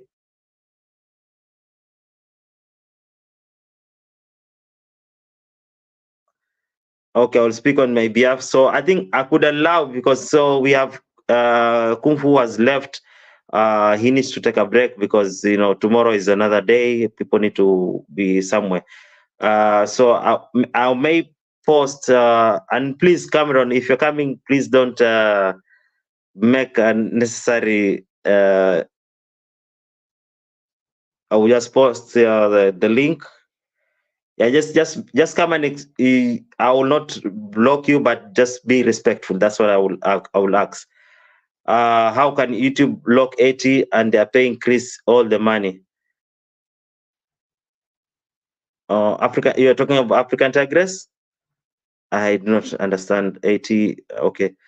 Kung Fu, did you know the World War II? The USA had a very long naval base in Trinidad. The country was very important for the Allies. Oh, that's new. I didn't know, and I don't know if he knew that. African Tigress got demonetized in some of the Trinity videos because of copyright of the Sosa music. Okay. So you have been answered. Here's the information. So Americans think their rights work overseas. Americans are known for disrespecting laws of foreign countries. I think apparently I'm finding this to be the norm. Okay, I will add you, Cameron. You can come in and introduce Okay. yourself. And yes, Can you guys hear me? I can hear you. We can hear you. We can hear you. Okay. All right. Well, I was previously also on the live with Chris, a time when we were discussing issues within Trinidad. Right. Now, I just want to say that on the behalf of everyone in Trinidad, what we found done by Chris was wrong. And why we are saying that is in one of Chris' videos that he went into these gang areas. Now, Chris didn't voluntarily wanted to go in these gang areas. They were at the point in time when Chris was doing his videos, these gangs them asked Chris to come and speak with them because they want to show that it's not all about the crime as the government would like to say, right? Sometimes there are poverty in these areas where the government or the news media will portray. Now, what Chris has, I'm from the south side of Trinidad. Most of the crime are committed more in the west and the town side of Trinidad, right? Mhm. Chris is not like it's not like Chris only did videos in those bad areas. There were videos he did down in south. There were also time where Chris even highlighted, and I think that video is still on his page. There was a march to address the crime situation in the country for everybody to call peace. Chris was also invited to that. He covered that. He spoke with community leaders on the issues about crime, right? Now, but one thing I think why this actually happened, and is not, we say it's probably a law. This is the first time, and I think many Trinidadians hear in this law, right? Because we have something in this country where artists from these gang areas called Trinidad music. And Trinidad music, you can see these fellas them with guns. It's on social media, it's on YouTube, you could go and see it. So the fact that even so when Chris was, if you watch, I don't know if you guys, well, we can't see the videos no more because they get us taken down, right? They got it taken down. Mhm. Chris asked these men, is it okay for we to be filming this? They told Chris, we are not hiding. We want everyone to know the truth. They talk about some stuff concerning who they warring with and stuff that concerning how people in the community, just because there's gangs, they are being treated different. They cannot go and get work because when they pull up the information on the person who's going to get work in certain places, they are turned away because they probably think they're in a gang situation because that stigma they got, right? So they allowed Chris to highlight these issues they're having. right? And these people make it clear, although they are fighting against, so there are one or two bad people. We all have bad people in the world, let's be honest, right? Yeah.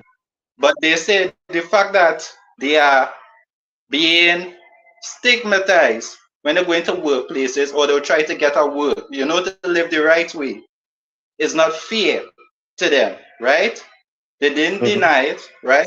And then further on, when they keep walking, Chris also pointed out, and this is where I'm coming to the point why I feel Chris was targeted. Chris also pointed out these men are walking with big machine guns in front of a Trinidad and Tobago police service vehicle. Like it's a normal. And Chris turned to them and asked them, is it okay for you guys to be walking in front of the police with these weapons? And them said the police ain't gonna do nothing. So I guess it's not that video specifically because they didn't make any situation about Chris. They didn't try to go and talk to Chris, which I find they should have go if you have, because even on the news media, when Chris did that interview, that conversation never came up. He only got that phone call right after the he did the news interview, right? Yeah. And the fact is, when Chris showed that in his video, a lot of us like, so apparently like the police are letting these guys walk with these weapons, them normal, like if it's a normal. And Chris was surprised because Chris and I said where he is from, if you're walking with them type of weapons in front of the police, they're gonna lock you up. But Yes. here they are, normal, right there, walking in front of the police, and it's not no small pistol. These are machine guns. So at that moment, he realized that this is a mistake. So I'm seeing this happening to Chris. And a lot of us, well, we could say this is a election year preparation, right? And I think what this government did, what they thought in their mind was probably it's going to make themselves look good. But on the behalf of doing this to Chris, it's also making Trinidad looks bad. Because you can't on one end allow something, and just because of a guy who is actually going in communities trying to highlight issues, and hopefully the government will hear what these people are saying, because that is what the main reason why Chris go into this community. Allow the government to hear, because if we in Trinidad, we find that the government is not really in touch with the people. They don't really come out and talk to the people. It's the only person really you'll see going and talking to the people or having, for example, the opposition in our country hold a crime talk, but the government never decide to have any conversation with crime. They rather fly out the country and get ideas. They're not talking with the people. So when everybody saw in Trinidad that Chris is going around and talking to people and find out what is going on in Trinidad, then they say, Chris, come here, come there. Just recently, Chris wasn't too far from where I was living, but I couldn't go out and meet him. So when I saw that he hold a live on YouTube, I joined him the same way I joined you all. And we had discussion and we talk about stuff to help improve the youths and things. So, and the fact that I'm seeing and hearing people saying that all his video was about crime, they only probably was only watching the ones with these guys with criminals, because Chris have videos with he going fishing, where he is going in places like where it used to be a kind of island, I forgot where it used to have, where prisoners, but it was like way back during slavery times, right? And they had diseases, so they put those people on those islands, right? Chris went there, he adventured there. He came down here, he show fireside cooking and stuff. There are a lot of positive things Chris show. And the thing is, in every one of Chris videos, we're supposed to know, hey, this is what he's going to do. I don't know about videos in other countries, but Chris, when he came to Trinidad, he said he's going to highlight the good, the bad, and the ugly. You understand? When people say, okay, This guy came because he's not the only white guy recently came to Trinidad and be doing things. There was a guy who came and he decided to do a walk through Trinidad and he got robbed. So, and when we saw Chris doing, after we saw that guy get robbed, when we saw Chris doing this thing now, we don't know how bad things are in Trinidad. You understand? Yes, there are a lot of good, there's a lot of good people. And up to this day, when Chris got arrested, Chris said that. He said he still is not going to blame the people of Trinidad and Tobago. And he's still hoping that good sense prevail in this situation, right?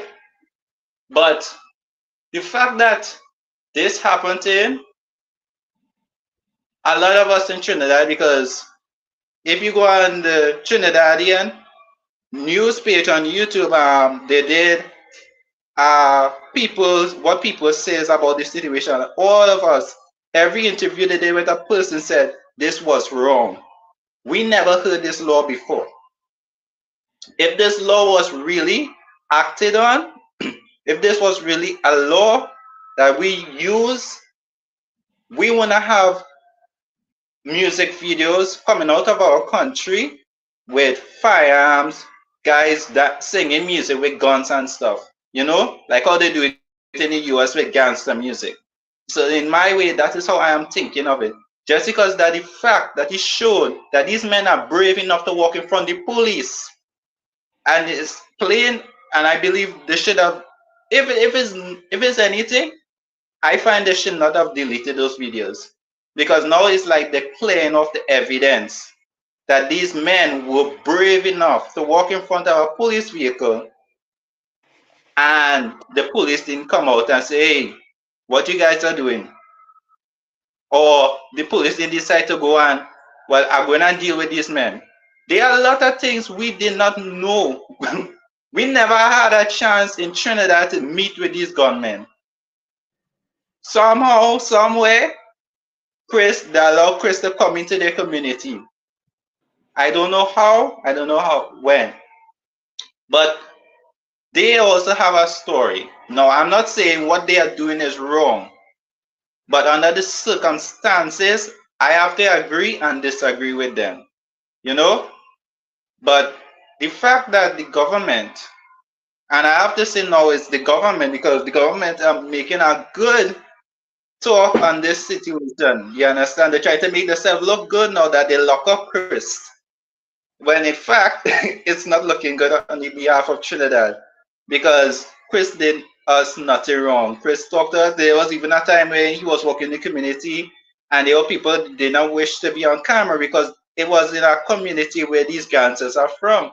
And Chris said he respect the people them decision and he allowed them to speak off camera.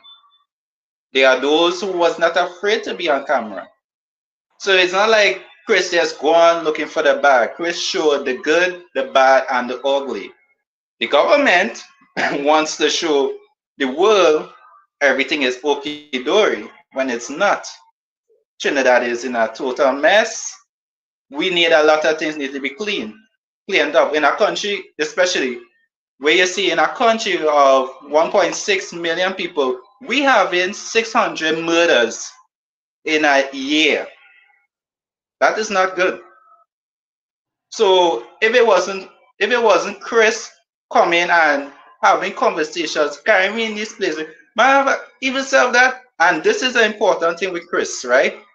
Why I said this was literally meant to target Chris, because how he exposed the Trinidad and Tobago police service, right? And I'm saying this, if it was a situation where they wanted information from Chris, they could have just looked at the video. And he was right to tell them that. You guys could have looked up his videos, because these guys was not hiding anything from Chris videos. They weren't hiding. When Chris asked them, you guys sure you want to show this stuff on video? They said, go ahead, show it. So I hear in the government now saying that this is wrong, and come on, this is ridiculous. And a lot of people in Trinidad find it ridiculous because a lot of people get to interact with Chris. A lot of people love Chris. Chris was still supposed to come and do more videos on my end on South Trinidad, but he said, guys, I have my car. I think I can't remember wherever exactly. He said he has his car and he has to go and see about it in some other country. And then he has to go to another country. So he asked for a few days extension and then he was going to leave. That was the day of, I think it was after the interview. But that's what I really want to say. What I find happened here to Chris is completely, in the most respectful way, distasteful.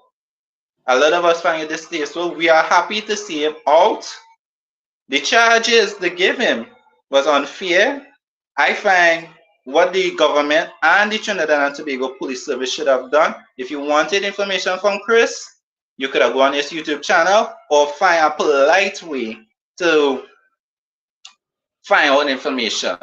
If they really was about dealing with the crime situation and finding out what's going on, even so, another thing, if this government really wanted to do something about this crime situation, why not all those videos they saw with Chris, why didn't they go to them people and have a talk with them?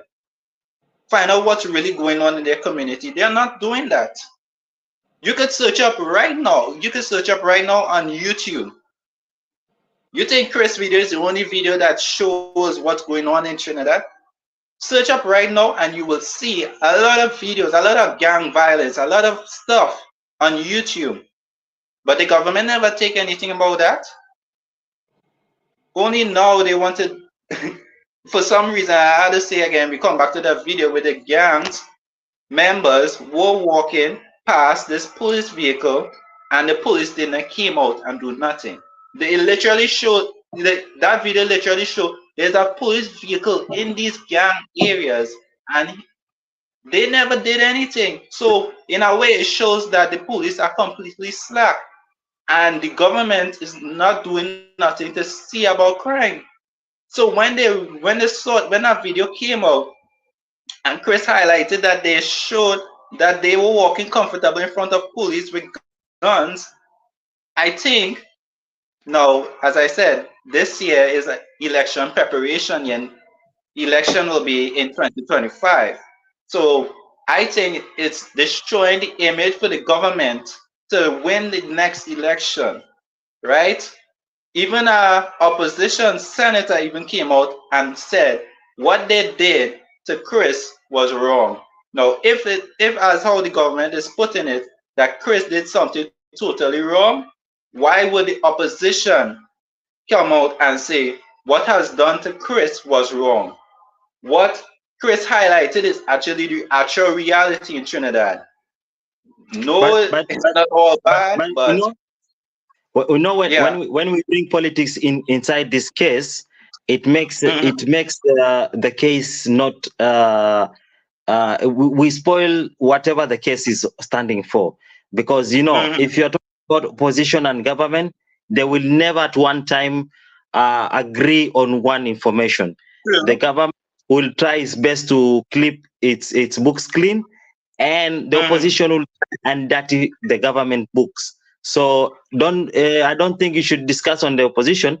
What I believe happened to Chris was unfortunate, and why it happened to Chris is because the rest of the YouTubers, one from America, I think was Tucker posted the video while he was in the States. He didn't post it while he was in Trinidad. The guy who got robbed was Coco Boy. That's the one who did the marathon right through from the top of Trinidad to the bottom. Yeah, so the people who have been doing the same video like Chris have been doing it either away, or they have been doing it on their way out, or they have been doing it and not seeking. They've been doing it while they was in Trinidad. They were uploading videos. Okay, I'm continuing, or maybe they were doing it but not seeking publicity. What Christmas did he seek and television televised, live televised publicity. Can you imagine? I just saying one thing, right? Where you were wrong on that. Chris was invited to come on TV. Yeah, he was invited to come. Yeah, he After was he invited to heard, come. after he I heard have no problem. concerning, right? I have But I have listen, no right? problem. Listen to After me, I was there when he Cameron. was talking to Mr. Bravo. Yes. Yeah, Cameron, just listen to me. I want you to give you the thinking of the police at this time. Either he was Okay. invited, either he seek that publicity live television broadcast. Mhm. Now, keep on this. Can you imagine yourself as a police officer? You saw a video, or you are told about a video, or you do not know anything about this, but you know there are YouTubers who are coming to your country. As a police, you know that there are YouTubers coming to your country, creating Mhm. more problems, giving justification to the gangs, making that menace not in diminish, but making it flourish because they have publicity. It's the same thing when terrorists they want to be known, they go live. So you Christmas list, he goes to either he's invited or he created that publicity to be known so that his videos maybe could go viral, because that is the behaviors of many YouTubers. I'm not even excluding myself out. I'm in it because we are all in the same career. So either way, but now look at this. You are a police officer watching somebody who's talking, who has been showing gangs, and he is doing it. What goes into your mind? You have tried to fight a menace, and somebody comes and add, and he's not even of that country. You'll get mad. So I believe, Well, and that is why I in understand less than what 24 you're hours, saying, but it comes yeah, again, right? When yes, these gang members, because they are those who are musically talented, right? When they go out and they make the music video and they put it on YouTube with them with these big guns and stuff, isn't that not giving them publicity as well? yeah, it is, and it's Right. actually wrong. So if they are allowed to do that, then why is Chris the only one being attacked by the government for this situation? Obvious. Maybe it might be. I do not know about the. I don't know. I'm not in Trinidad and Tobago. Me I've and never you been. may have an idea, Yeah, but yeah, true. I understand what you're we just saying. gotta wait until the court case is done. But what I'm saying is, on the behalf of the Trinidad and Tobago, we are not happy with what has happened with Christmas list. You speak. We in Trinidad know what's going on. We saw what happened, and sad be the case, Chris was the man chosen for this downfall. That's a So, sad thing about it, so and you think now his downfall is everyone in the world knows what has done to Chris, and as much as the government might feel is a good thing to do this to Chris, a lot of people in Trinidad are saying this is making us look totally bad. But okay, What the okay, you're government speaking did, they about. could have taken it Okay, away and talked to him. okay, Cameron. You're speaking about a lot of people in Trinidad. I have a lot of Mhm, comments from Trinidad, and people are not happy with the action. Not, I want you mhm. to understand. There are two things you are putting in place. You are putting in place Christmas list personality and who he is and what he stands for. So there are two different things we have to speak on here. No, we literally appreciate what Chris was actually highlighting because, like I said, everybody's trying to put it out that Chris just going off Highlighting for the what gangsters. No, he did not. highlighting what in particular, because you yourself you say that Chris was you highlighting again. He but went into these okay, gang areas. He let them we voice their opinion, right? When them yeah, had the march for peace, he talked with these people then, right? So it's not like Trinidad don't have a crime problem. We have a crime problem. Chris allowed these people them to tell them to talk about this situation. After we done that, then he was invited to the TV on the news channel to discuss his interaction with people in Trinidad. And after he come back and said he find the situation in Trinidad is really bad, but he met a lot of good people. Now let's not forget that. He said that despite of what he's seeing in Trinidad is sad, but he also said the people in Trinidad treat him very well. Now, let's make this very clear. Not everybody, and I still wonder how Chris, who is his connection? Because if government officials don't even go in them zones, how did Chris get there? Not everybody could go there. Like I said, every other YouTuber has to pass all through Trinidad. Even the boy, Coco Boy, when he did his marathon, when he reached a certain zone, they robbed him. Chris passed through Trinidad without any problem. The only person that attacked him right now is the government and the police service. That's the only person people are attacking. Chris passed through Trinidad. Everybody treat him good. Even the gangs treat him good. Everyone treat him nice. So when we saw something like this happen, we like, okay, when we first heard Chris get locked up, we like, what just happened? No, at first they said Chris was brought in for questioning. Now, what we heard, based on the conversation with his lawyer, it wasn't a police officer, because that was a Trinidadian. If you listen to the language, that is Trinidadian language. It was Chris' actual lawyer, he would have heard a different language, right? The man asked Chris, was a lawyer provided to you? Chris said no. Chris said, I think he said, no, I have it wrong. Let me correct myself. He said, there's a lawyer provided for you. Chris said yes, right? He said, do you know who's this person? He says, the gentleman in front of me. And then Chris started to give his story, where he was on the TV shows. They called Bravo, who is actually, for any person who don't know who's Bravo, right? Bravo is a person, any celebrity or anyone who likes to come Trinidad under safety is a bodyguard. Bravo is the bodyguard for them. Bravo was behind watching after Chris while he goes through these areas, making sure Chris' safety. The same thing he did when Nicki Minaj came to Trinidad and other artists came to Trinidad. Bravo takes care of those celebrities when they come to Trinidad. Bravo was on the TV show with him when the phone call came to Bravo. The police called Bravo and said they want to call in Chris for questioning.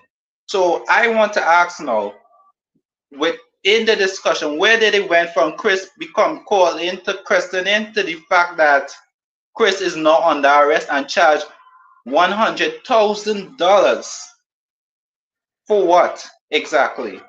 Because on one end you said he called into questioning, and when he tell you guys the evidence is on my YouTube page, then why did you guys arrest him now?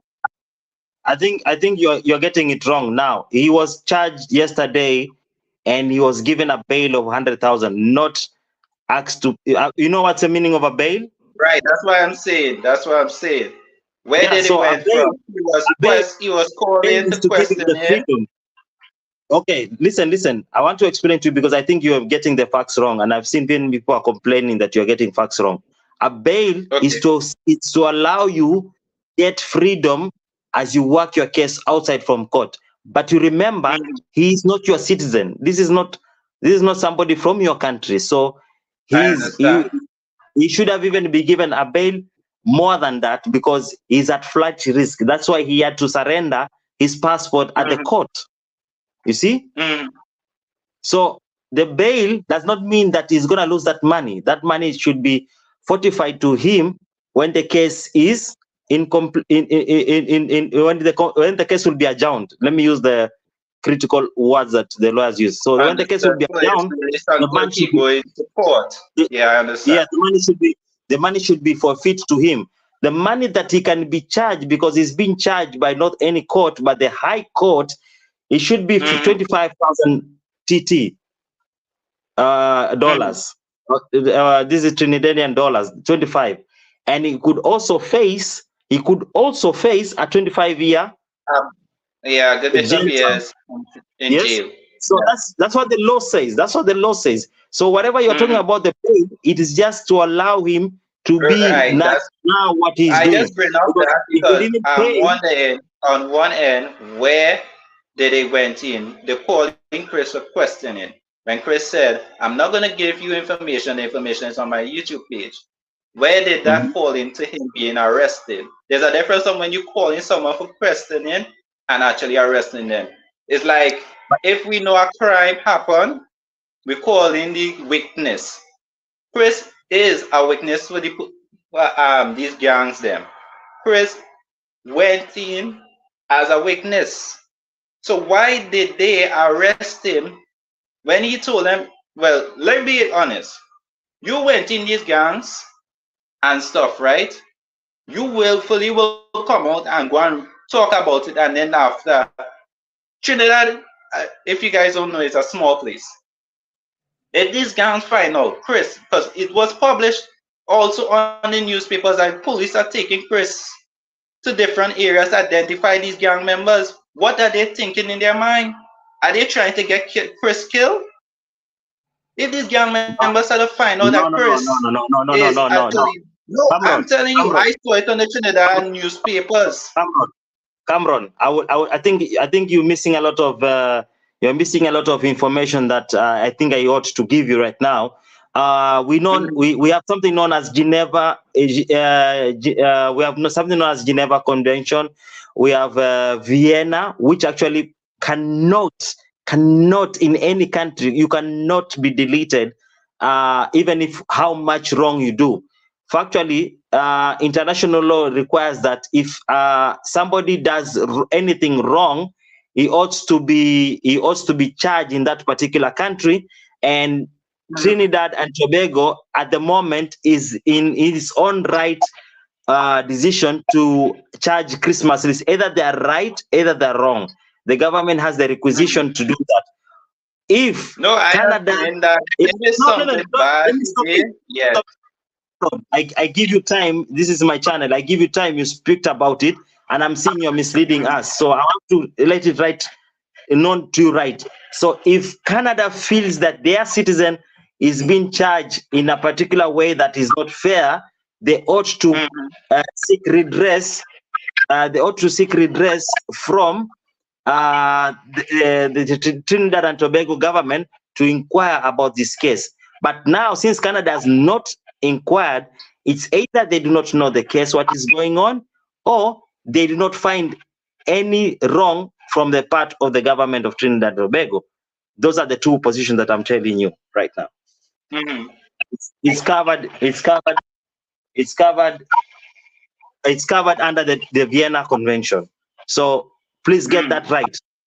And your government, I stand corrected. Okay, and then you claim that that the opposition is fighting for a Christmas list.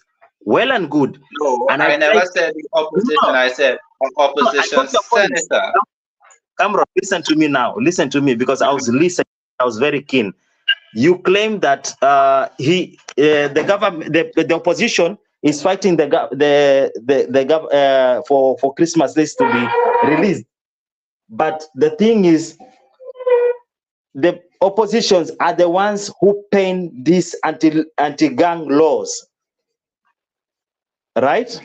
They are the ones who penned it down. So they have no jurisdiction to actually say they're actually doing it for political reasons.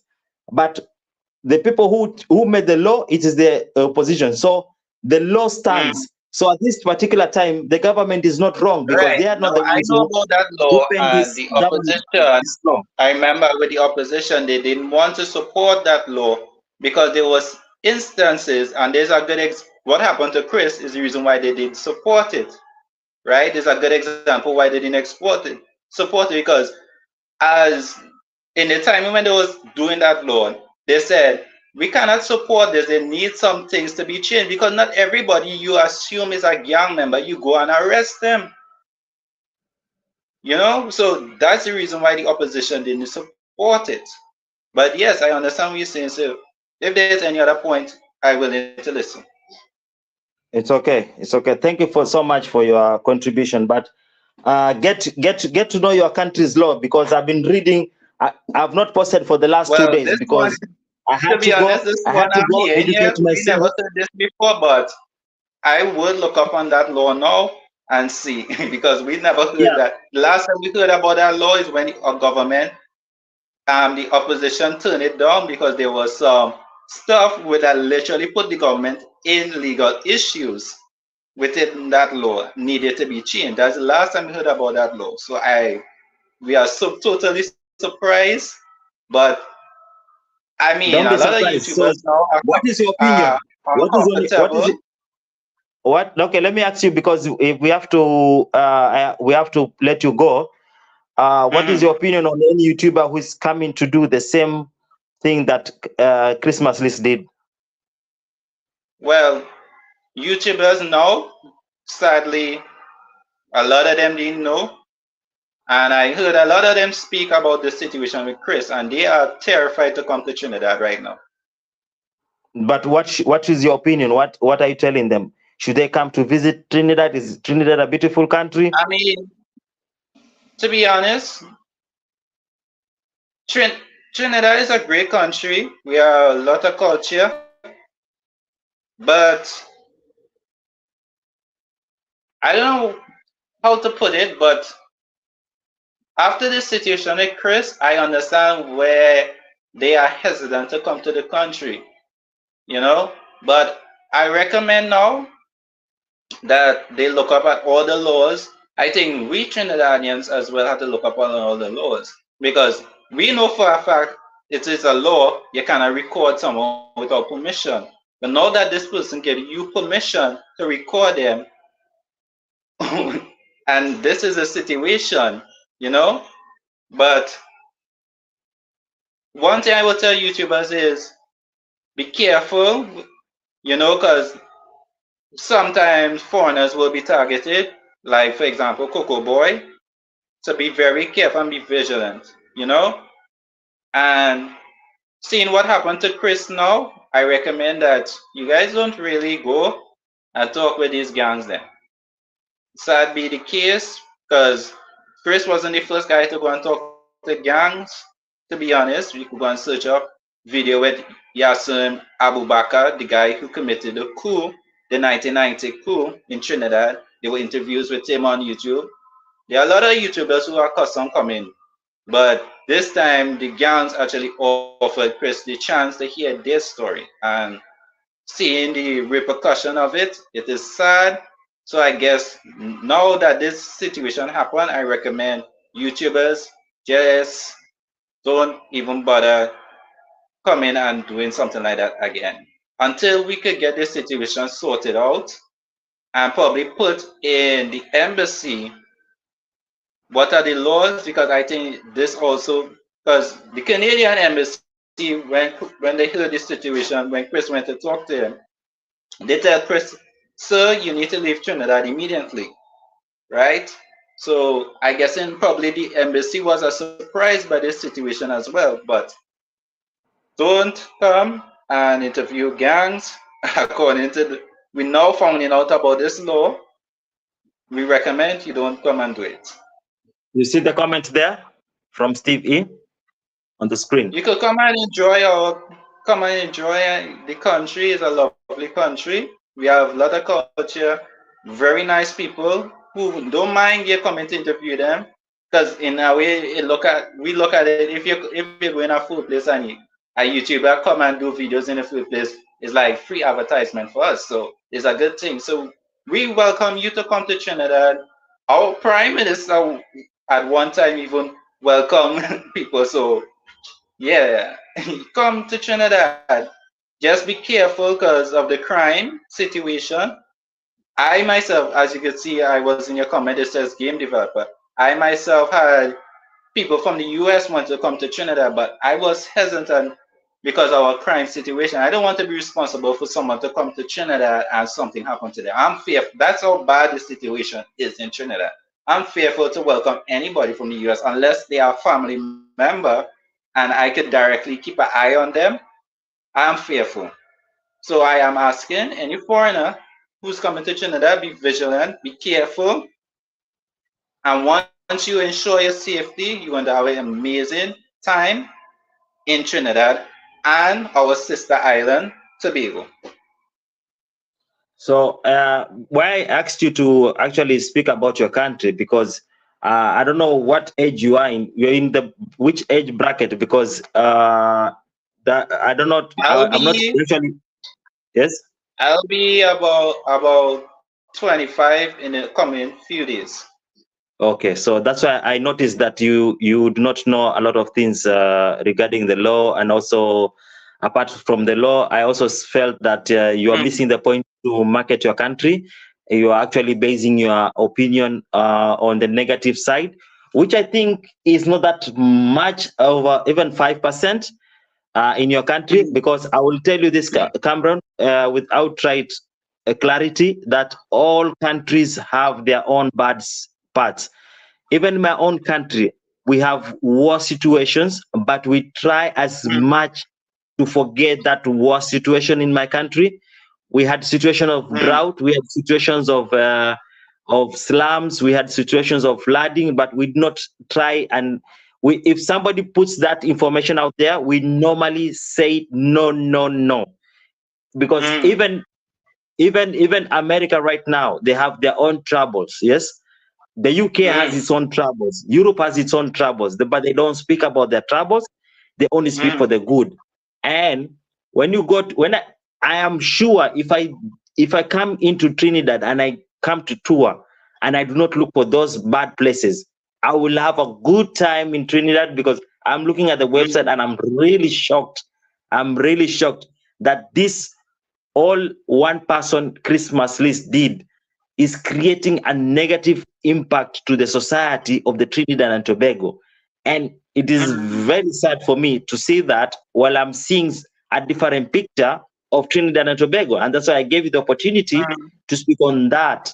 And maybe from now, you need to think about, because the gangs, we don't know. You might be in the next 50 years, this thing of the gang will still be in Trinidad. Maybe it will never go away. Yes, because of how we handle our politics and how we are fighting instead of trying to fight the menace. So this might continue even in your 60 years. You'll be seeing the gangs. You'll be like, it was there since my young age, and until today, it's still there. Because when you are born, because if you're 25, it means you are born and this gang issue was still there, and until today, it's not at end. Well, it wasn't as, to be honest, I will tell you, the most amount of crime and gang situation happened either between the area where in perspective, our main resources was cut off, and at the same time during the pandemic. Because even if you look at the statistics, it shows that Trinidad crime rate goes up after a lot of unemployment start happening during the pandemic. And from then, a lot of people have been on a killing spree. There have been high rating crimes within murder and robberies. So I never wanted you to miss. I never wanted you to miss that particular part. I've even seen you can see the comment from Kevin, African Tigress, a Kenyan YouTuber, is coming on February for the carnival. So those are the things you need to be speaking on. Change your mindset. I want you to have a positive mindset about your country. No, it is not the end of the world. That's why I said, like, as much as we want to, you can't, as how Chris said, you cannot fix a country if you only want to highlight the good. If you continue ignoring the bad, let's be honest. If you continue ignoring the bad, eventually it will destroy what good it has in the country. And we need to come out and address it. Okay, Cameron, let me advise you. Whatever you speak matters a lot. Look at what Christmas list story is about right now.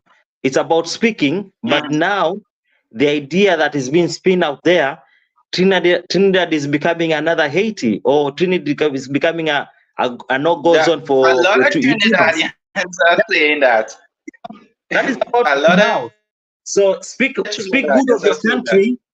Speak good of your country, and your country will have the good parts. So that's why I was so happy to welcome Chris. Yes, so keep that in mind. Keep that in mind, and spread the word. Yes.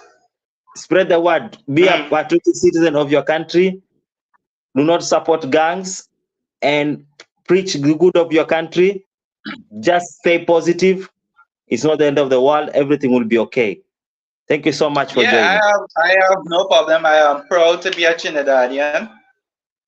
I am proud of my country. We accomplish a lot. We are, as many people who say Trinidad think Trinidad is a poor country because what Nicki Minaj has said, that is not true. Trinidad is a very wealthy country, but due to political situation, the people don't really feel the brunt of how good this country is, how much, or we don't feel the fruit of our labor, we don't feel the fruit of our resources. Because let's be honest, Trinidad has a pitch lake, we have natural gas, we have a lot of natural attractions, a lot of history, a lot of culture, a lot of things that we could make money of.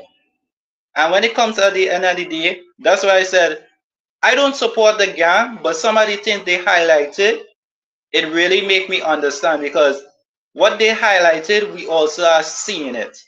We have a government, for example, I think 2 point something billion gone missing and nobody knows where it went.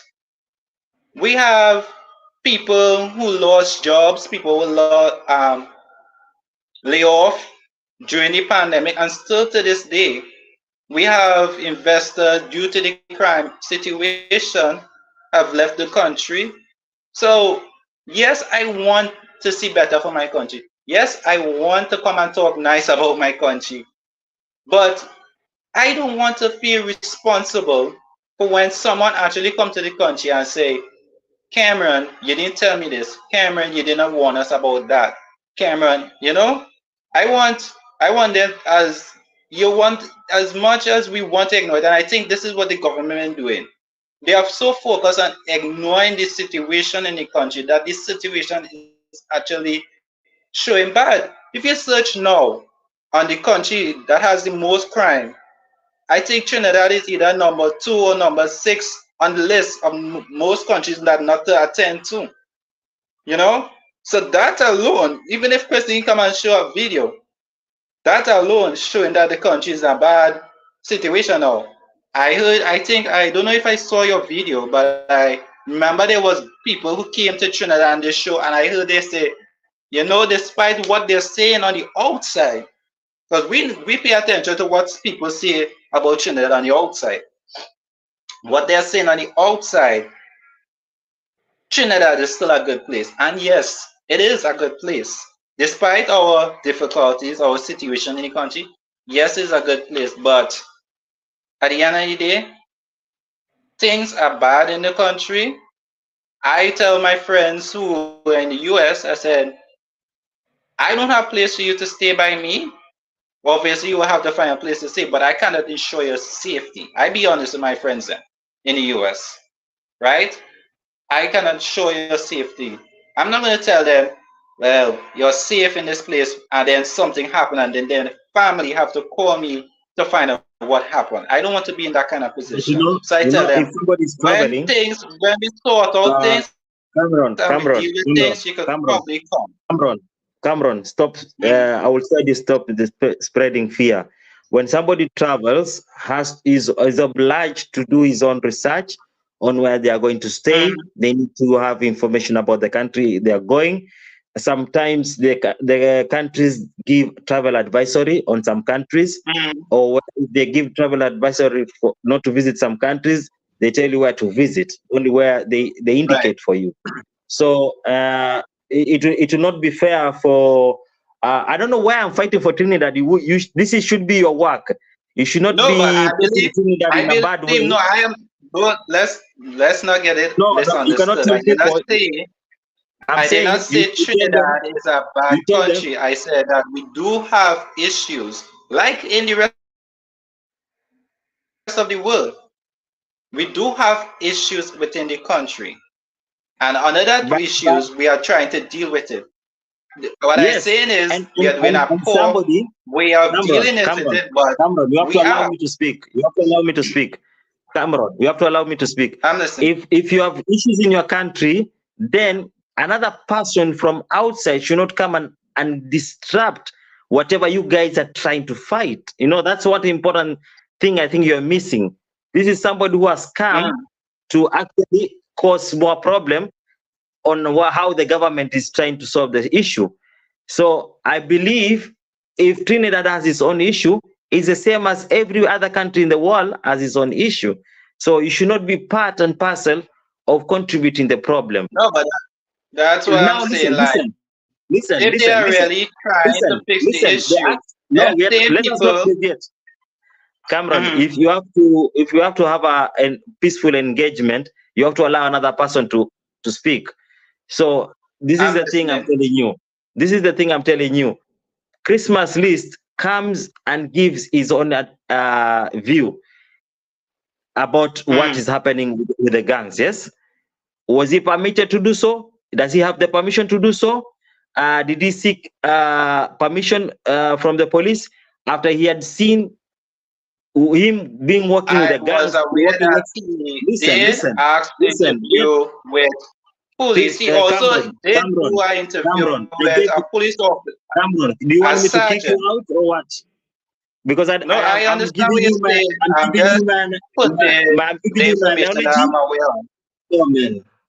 I'm giving you my analogy. You're putting your own agenda. Listen, I'm telling you facts, and everyone will agree with me here. No. Listen, you have to listen now, because I think I'll have to put you on mute.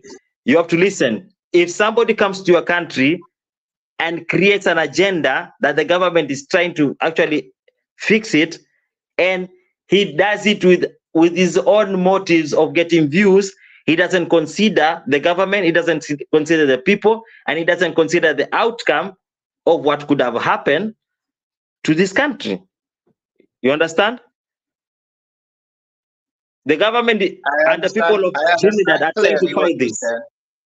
Yeah, so he was wrong in that particular point. You should actually condemn the act he did. He might be a very good person to you, but you have to condemn the act that he performed and did not put a warning that this is not, you know, the thing is, he did a video as he's part of that crew.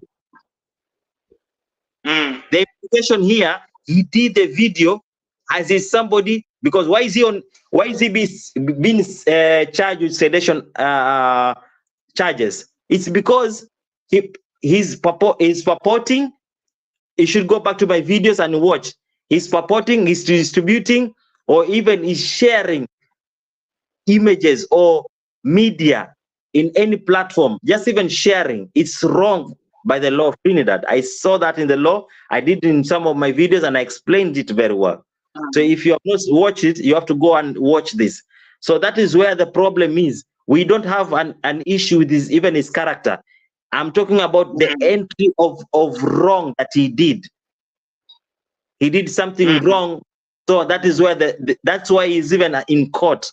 So I wouldn't, the police have spoken about it.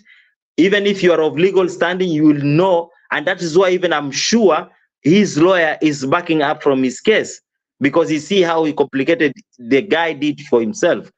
And also, I do not know him personally, but I do not understand why he spoke on his behalf and lied to the police that he's not earning for. And YouTube gives you revenue on the videos that you post on YouTube. And then if he is not guilty, why did he privated the videos? Yes. And you know, this is somebody that I was told that the officers asked him to take down the videos. No, he was asked to take down the videos, but he did the same thing when he was in Somalia. He threw money to a woman, disrespectful, and this is an Islam country. I will say for there, what he did there was totally wrong, right? I cannot speak of what he did in the country, but what you said there, he was totally wrong to do that. And now I have to look at it now. Now let me tell you, this is the same thing he's doing in Trinidad, but in a different version. All right? You have to get this. He's doing it in a very different version. But now, look at this. He privated the video in Somalia when he was asked to delete. He comes to Trinidad, he's been asked to delete. What does he do? He does what he normally does.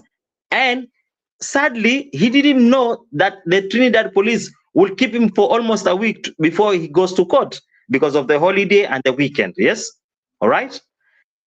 And then he Okay. privates the video, thinking that when he goes to court, or maybe he will be released, or whenever he will leave Trinidad, he will bring back the videos. And I'm telling you, 100%, if he will be released, trust me, that video will be as clear as crystal water on YouTube. Mm. That is something, you speak of somebody we have known him for almost 1 year. We know who his mentor is, and apparently even his mentor told him, there's a confession that his mentor told him to stop doing this kind of content.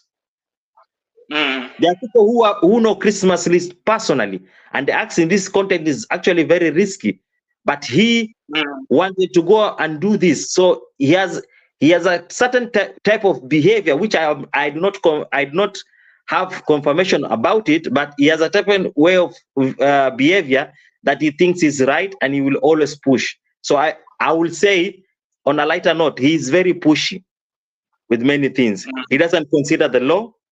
He just wants to do this stuff, because even he said that he's a journalist, but whatever he did is not the act of a journalist. So he's even putting the career of journalism in a very bad angle.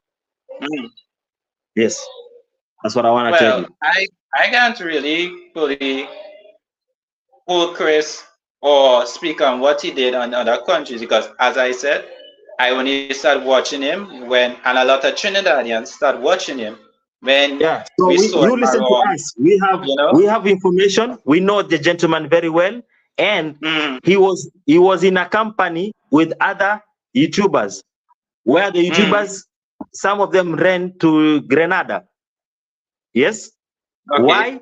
Yeah. They knew very well that he is on the wrong, and we could also be arrested because of the same incident. So if Trinidad government was wrong, these YouTubers could not go. They knew that this is actually wrong. They had information. When they travel to any countries, before even they start booking their homes, they check. They even check how to get views. They do research. And they realize, if I go to Trinidad and Tobago, because somebody did a video about Leadville, or I don't know how you pronounce it, Latville. You do a video about of the area with the gangs, you get 1 million views, and that's what they were going for. You have to understand. I am a YouTuber myself. I am a YouTuber myself. I know how to get views. Yes. So if I would research on how to get views and how to trick the algorithm, I'll work with it. All right, and that is what I they have been agree. doing. If that So is the law, they had he information. definitely broke it. But at the same time, you can't use the law for one person and I ignore everybody else. So that's why I'm saying it had to be something more than just Chris going around doing videos. You know? So that's what I'm talking about. It's not the first time. Like I said, you could go and do research, Trinidad music, where gangs themselves are promoting these guns. If the Trinidad government had a problem with it, they would already issue the law they use against Chris to get them type of videos down. Till this day, those videos are up on YouTube. The only videos that actually came down with gangs and guns is Chris videos. And that's where we have a problem with. If we now find, this is the law and you all arrested Chris on that, then you need to arrest all the Trinidad artists, all the artists, even some on Instagram, they show these guns. Yeah, and but the government will come to them. Why is only Chris alone, right? If that is the law and Chris, think I have no problem. But why is Chris alone the only man you all choose to use this law on? Because somebody has to be. That's something that the government should answer you, because we cannot understand what was the thought process on it. But I highly believe in most cases, when they issue warning, and people don't listen, and if you are caught, it is sadly it is you who was caught. You know, people could go lucky, but if you are caught, and you remember, he was lucky in many cases. He was lucky in Kenya. Okay, he got arrested in Cuba, and he was released. He was arrested in Somalia. He was released after he was told to delete the video, because they just asked him, just delete the video, we'll let you go. He deleted the video, he privated the video, and he was let go. Yes, it was not like Trinidad. So sadly, today was his unfortunate day. What's that? I'm saying today was his unfortunate day that he was caught and they took him on trial. And the trial does not look nice on him, because he's dealing with the High Court. And you know, in your country, that dealing with a case in the High Court is as much as complicated than if you are dealing with to be honest, to be honest, I think every Trinidadian who probably is watching this live will agree. Chris' case moving more faster than any case that is actually happening in Trinidad. So we are surprised that this is moving very fast, because there's a lot of cases that happen in the High Court that people are still waiting. You do not know whatever the government, because you know, I told you before, any foreigner in your country doing any mistake is covered under Vienna. The law under Vienna Convention has stipulated all this. And you do not know the back end of government to government. It might be the government of Canada wants the conviction of Christmas list, so that they can know what the government will have decided, so that they could take steps either to extradite him to Canada to continue his prison stay in Canada, or he will serve there, or if he's to be bailed, if he's to be released on penalty, he pays the government pays on the penalty. So there's a lot of things that you might not be privy to, and it's quite complicated how sometimes government work. But trust me, this is it was an unfortunate situation. That was the question I wanted to ask was, did you say you did come to Trinidad, right? Me, I've never come to Trinidad. I want to come to Trinidad. Oh, okay. All right. Well, I have to ask someone who, other than Chris, who came to Trinidad, whether or not they were informed with these laws, because we can't really say unless you actually travel to that country. And you remember, each country has different laws, right? What Chris will get away with in Canada. Look at now me. I've never been. Listen to me. I've never been to Trinidad, but right now I'm speaking on the law of Trinidad. Why? Because I did an intentional research to understand what the Trinidad law says in regards to me. Even if you go back to my videos, I did a video and I said, I'm now getting scared. I really want to come to Trinidad, but I'm now scared of coming to Trinidad because I cannot be on tourist visa and create videos for that particular matter. I have to have proper visa for this. That's the thing we are surprised with, where this situation with Chris. No, it's right. Because as when you said, you're fearful to come to China after you watch the laws, right? No, but it's not even about a lot of YouTubers we know this. No, I asked about it. A lot of YouTubers.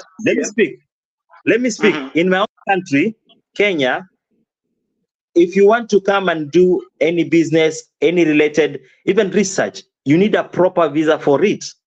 But what has been happening over years, people have been seeking tourist visa and going to do YouTube.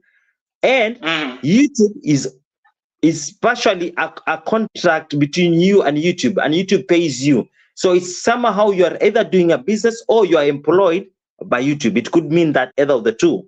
So people have been misusing the tourist visa. Now, and I even asked a question, now with this Trinidad case coming up, do you think all governments will be alerted to know, like, YouTube is now creating a problem, and they will be strict on YouTubers who are actually traveling to create content. I posed that question very well in one of my videos, and it has been, people have been misusing the tourist visa. Also me, I would have wanted to misuse it, but now I'm now getting afraid that we need to rethink how we're using the visas. So I think we lost him. We'll let him stay. I don't think I will bring him back. It was good, the contribution that he brought. So I will just read some of the comments so that at least we can end, not to have this long discussion. So if I was there, I wouldn't say a word about Christmas. Lol, misplaced loyalty and stupidity. Yes, I also believe that she could not have said anything, because I think she would either have stayed, but I don't think she would have stayed. She was actually very scared. You could see from her facial expression how she was speaking about the whole situation. It was quite unfortunate, and for her, I do not know. So DR is safe. Is it the Dominican Republic? D is live in Grenada. Yes, that was confirmed. Exploiting economically depressed people as a commodity on a global scale. That is true, Archer. And thank you for your comment. Kevin, so that makes Chris right. His logic is not logic. Yeah, I trust me, people are missing to see the law, how the government is dealing with, because the logic Chris comes with, like he's a journalist, it doesn't make sense at all. He's not a media outlet, or if he is a YouTuber, he could have actually stated it clear, because he was creating confusion. Even right now, his case is becoming more complex because of this. D will have to wait. Okay. Hyper, you're a YouTuber in Kenya speak for your own country, because you haven't been here. The cops go to these areas and take away those guns. Okay. I speak for my country. Yes, I've spoken for my country, but I'm also speaking on the issue, Chris, that is talking about. So so the cops comes and take the guns from those areas. What did you mean? Fake array. Just look at what you got to watch, and you can fast forward. Okay. Yes, but they are kicking out Asians now. Santiago, Dominican Republic. Oh, okay. So DR is a really bad situation right now. Okay. We are busy here. Great discussion. Thank you so much, Kevin. Joe, hit. Forget DR. Okay. Kevin, that's the issue indirectly, but it's okay. Dubious and unfair to families, to humanities. Hope Christmas has a change of heart and repents. Sedition is a serious matter. Mr. Cameron Murray, yeah, he was not even getting the whole. He was just seeing the goodness of Chris, and I'm not saying he's a bad person, but the goodness could actually cover what is actually in the veil, which is actually dirty. Just cool. All I do is do D lives is insult, and don't know how I don't get bumped off. Okay. He's not thinking. Canadian embassy is involved. This case must be expedited. Yes, that's what I was telling Cameron. I think we have to forgive him. He's still learning the ropes of the law and how everything works in the world right now. It's quite complicated for him maybe to get some of the things. I think so. Yes, Fekere, money talks. Yes, there are, but they are blacks, but they say Spanish heritage. Okay, this is about DR. Okay, young man, please. Ignorance. Yes, this is now the thing I wanted to tell Cameron. Ignorance of the law that do not negate you're guilty of breaking it. Yes, you cannot. Ignorance is not an excuse for breaking the law. Leave my mask alone.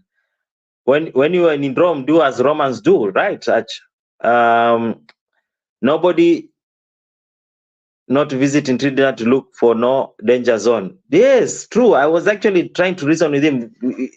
When you are trying to visit a place, I don't think you go to visit a danger zone unless you are somebody like Chris, who is on an agenda to, or is actually on a niche search for, this kind of content.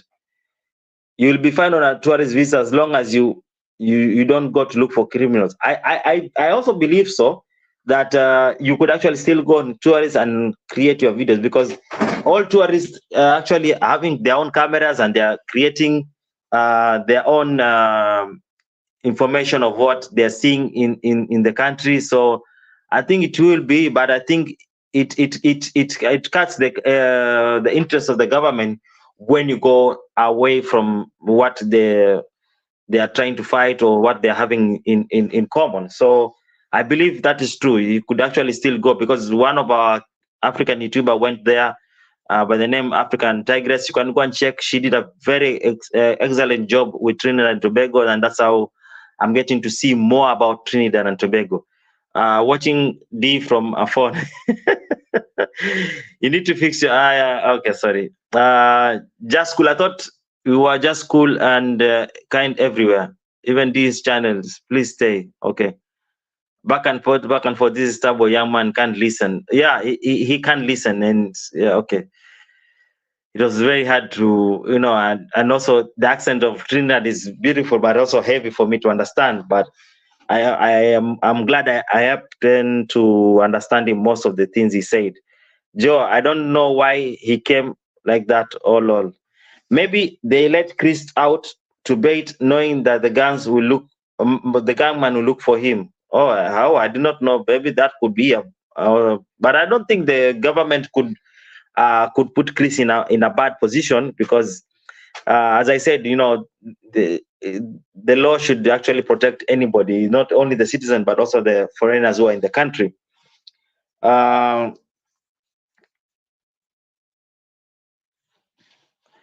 watch D Now Reactors channel. She repeats the same content, rings and repeat.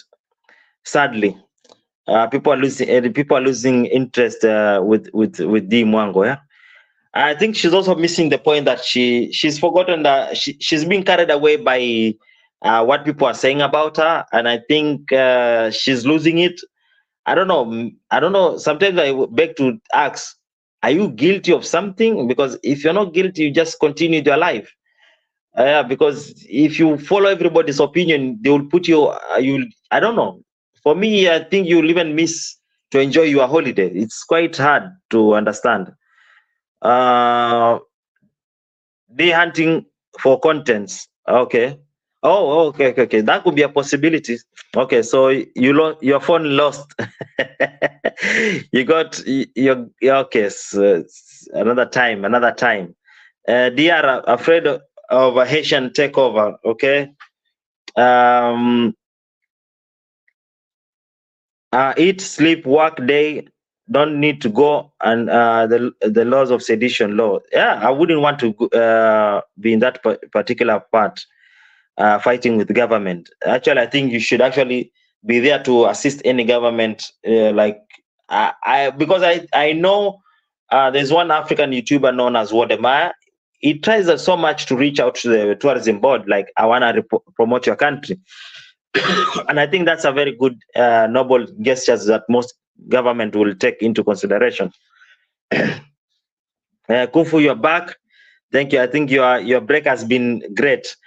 Okay, Jam Tours, guilty for follows her whenever she goes. Yeah, I think it's been long due.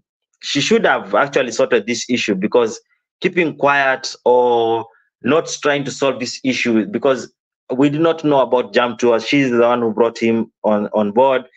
And if they had an issue with Jam Tours, they could have just settled this issue once and for all, than actually trying to avoid it and creating a whole fiasco, a total mess. And now she's been taken to court. We do not know what is the position of that case.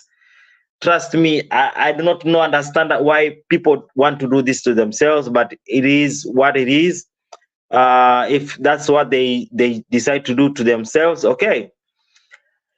Yes, Watermeyer was in Trinidad 3 times. Oh, right. You see, our tourism Ministry of Tourism hosted him and Mrs. Trudy when they stopped over the last time.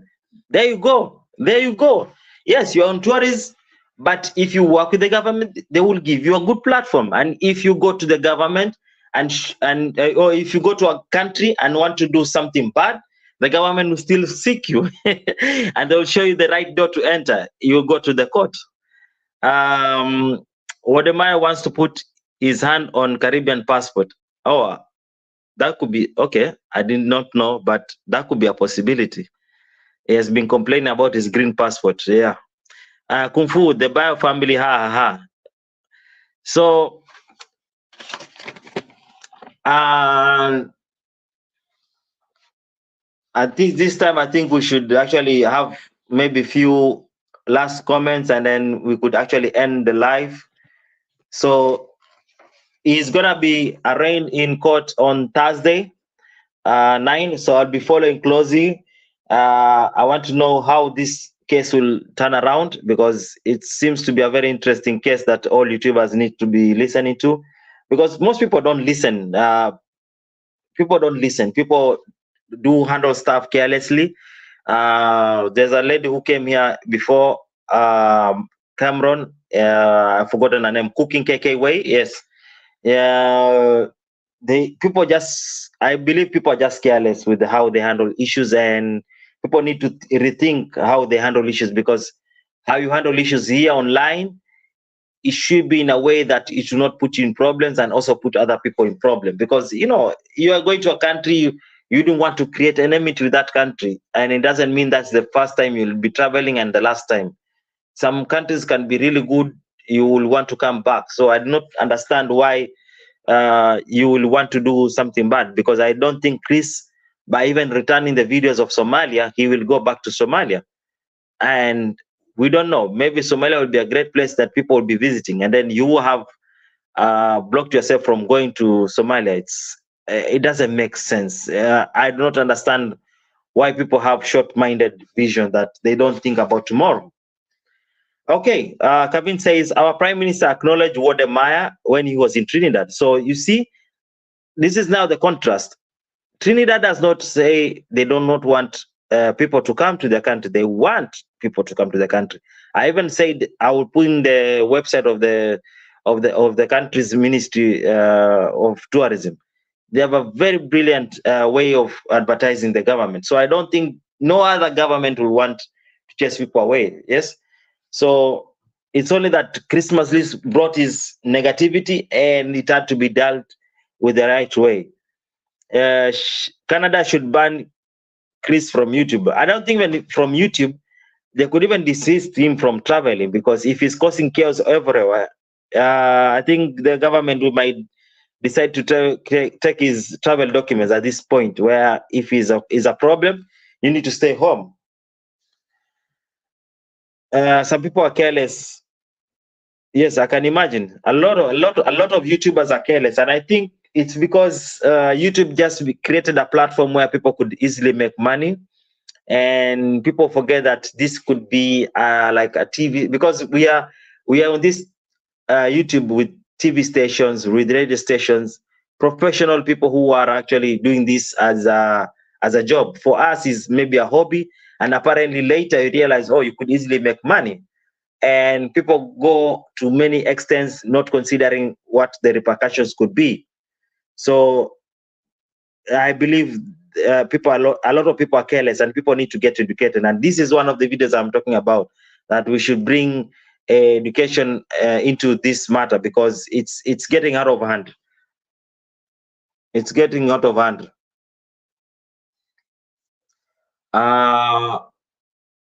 Let me pin somebody else's comment. It's just cool. They say we can get free passport from Ghana. Okay, I did not know that. What I need, I think I saw Sierra Leone. I think Sierra Leone is giving passport to people who have at least, I don't know, some certain percentage of heritage to their country, attached to their country. That's what I know of that. What if Chris met a Somalian who is fanatic somewhere when he's traveling. Remember, he cast Somalian government, then republished the insultive video. Yes. Can you imagine you making a whole fuss about a country and then you meet somebody or you want to go back? It's actually very sad.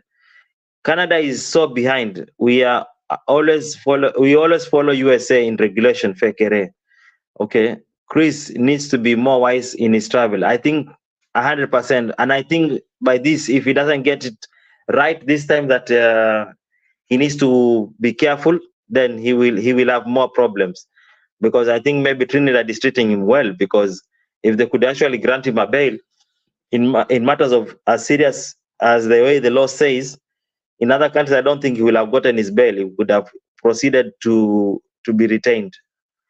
Minister get elected by do nothing. Okay. I'm from Trinidad. Chris was arrested more for intel for the police, but I believe it was a good example to arrest Chris because they monitors black people's pain. Yeah, that's true. That's true, Simba. So I think at this time we need to leave because I think more information will be coming out and then we will be up on it. Tomorrow I will be doing another video about Trinidad. I will try as much as possible to get enough videos for, more so I think I will talk about pictures of Trinidad because I find Trinidad to be a very beautiful country and people should be able to one time take a visit, or if you cannot take a visit to Trinidad, you can watch the YouTubers who are actually showing you those particular places. And I would recommend people going to watch African Tigress. She's doing an amazing job. She did an amazing job there. And I'm also seeing Wodemar also did an amazing job also in Trinidad and Tobago, to a point where they were hosted by the ministry and even the Prime Minister to talk about it. So yeah, there is a lot of great stuff. I wouldn't want to concentrate. I would just want to dispel the negative agenda that Christmas has now created, where we're seeing only Trinidad in a wrong way. So let's just be positive. Let's not take one another person's country down. I would want to encourage the citizens of Trinidad and Tobago. Your country is beautiful. We want to see more. If it's possible, please, you can create more videos about your country. We need to know more. I heard it's a very amazing country with a lot of diversity in terms of biodiversity. You have beautiful beaches, you have beautiful schools, beautiful education system. I was even shocked that there's a beautiful education system in Trinidad where even people can earn money. Oh, I wish we want to see that. We want to implement that in our countries too. So because we only live by sharing with people. Yes, thank you so much, Kevin. This is an awesome discussion. Yes, we allowed many people to bring their own suggestions and thoughts and their divergent views too. So Tobago is the best kept secret. Oh, okay. I will check on that. Kenyan vlogger by the name by the name is Travel with Phil. Did an awesome. Oh yes. Now I know. Phil is the same friend to African Tigress. Yes. All right. I will check. I've not checked our videos on Trinidad. I will try and do that. Yvette says enlightening at this hour. Yes, we should enlighten and put us in a good position and educate more ourselves about our place. You know, the world is not about our own countries; it's about other countries. Because I believe that Trinidad has a greater thing to share to the world, but not only resources, but even how they handle their stuff, or the way. Like for me, I would want to know about the education system. I found that to be a very interesting one. Yeah, Dave has been good to this channel. Thank you so much. Thank you.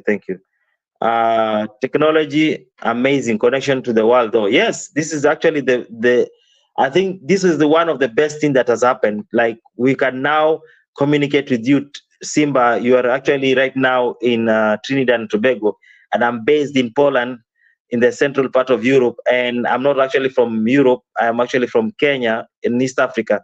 So you can imagine that diversion. We have people from America here. We have people from Canada. Everyone is watching from anywhere, and more so other people watch from other locations tomorrow when they wake up or when they are at work. So this is the amazing technology doing for us, and actually we should use it in a proper way, not the way Christmas list is using it. We should use it in an appropriate way to educate ourselves in various matters and solve the issues that are coming with, political, just educate us ourselves on what is happening in our locations, try to tell the positive sides of our own countries, because I believe there is much more than what we know in this world. Just to know, I visited Tobago 2 years ago, very green. Oh, okay. Great live stream, KLA. Thank you so much, David, and thank you for staying all along. Big up Kenya. Thank you so much. Yes, that's our motto as a Kenyan. We say we only live because the rest live. In short, I think it was picked from there's that one, and there's also we say peace, love, and unity, and also we say Harambe. Together we come together. That's the spirit of Ubuntu. If you are a South African, you know much about Ubuntu. Ubuntu is calling. It's all about coming together. So that's what it is for tonight. It was a very interesting discussion we had. Thank you for the people who came on the panel. You made the contribution. You gave your own divergent view, your own personal mind thought. It is welcome. It is okay to have different set of mind and how you think, but it's all in about assisting and understanding and educating ourselves.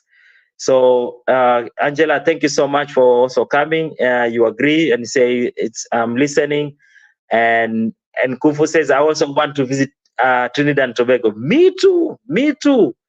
Also, I want to visit Trinidad and Tobago. It's becoming now an interest. Tomorrow I'll do a video about Trinidad and Tobago. Hi Kufu. Tobago is the last Virgin Island in the Caribbean. Preschool. Oh, now there is the information. Preschool.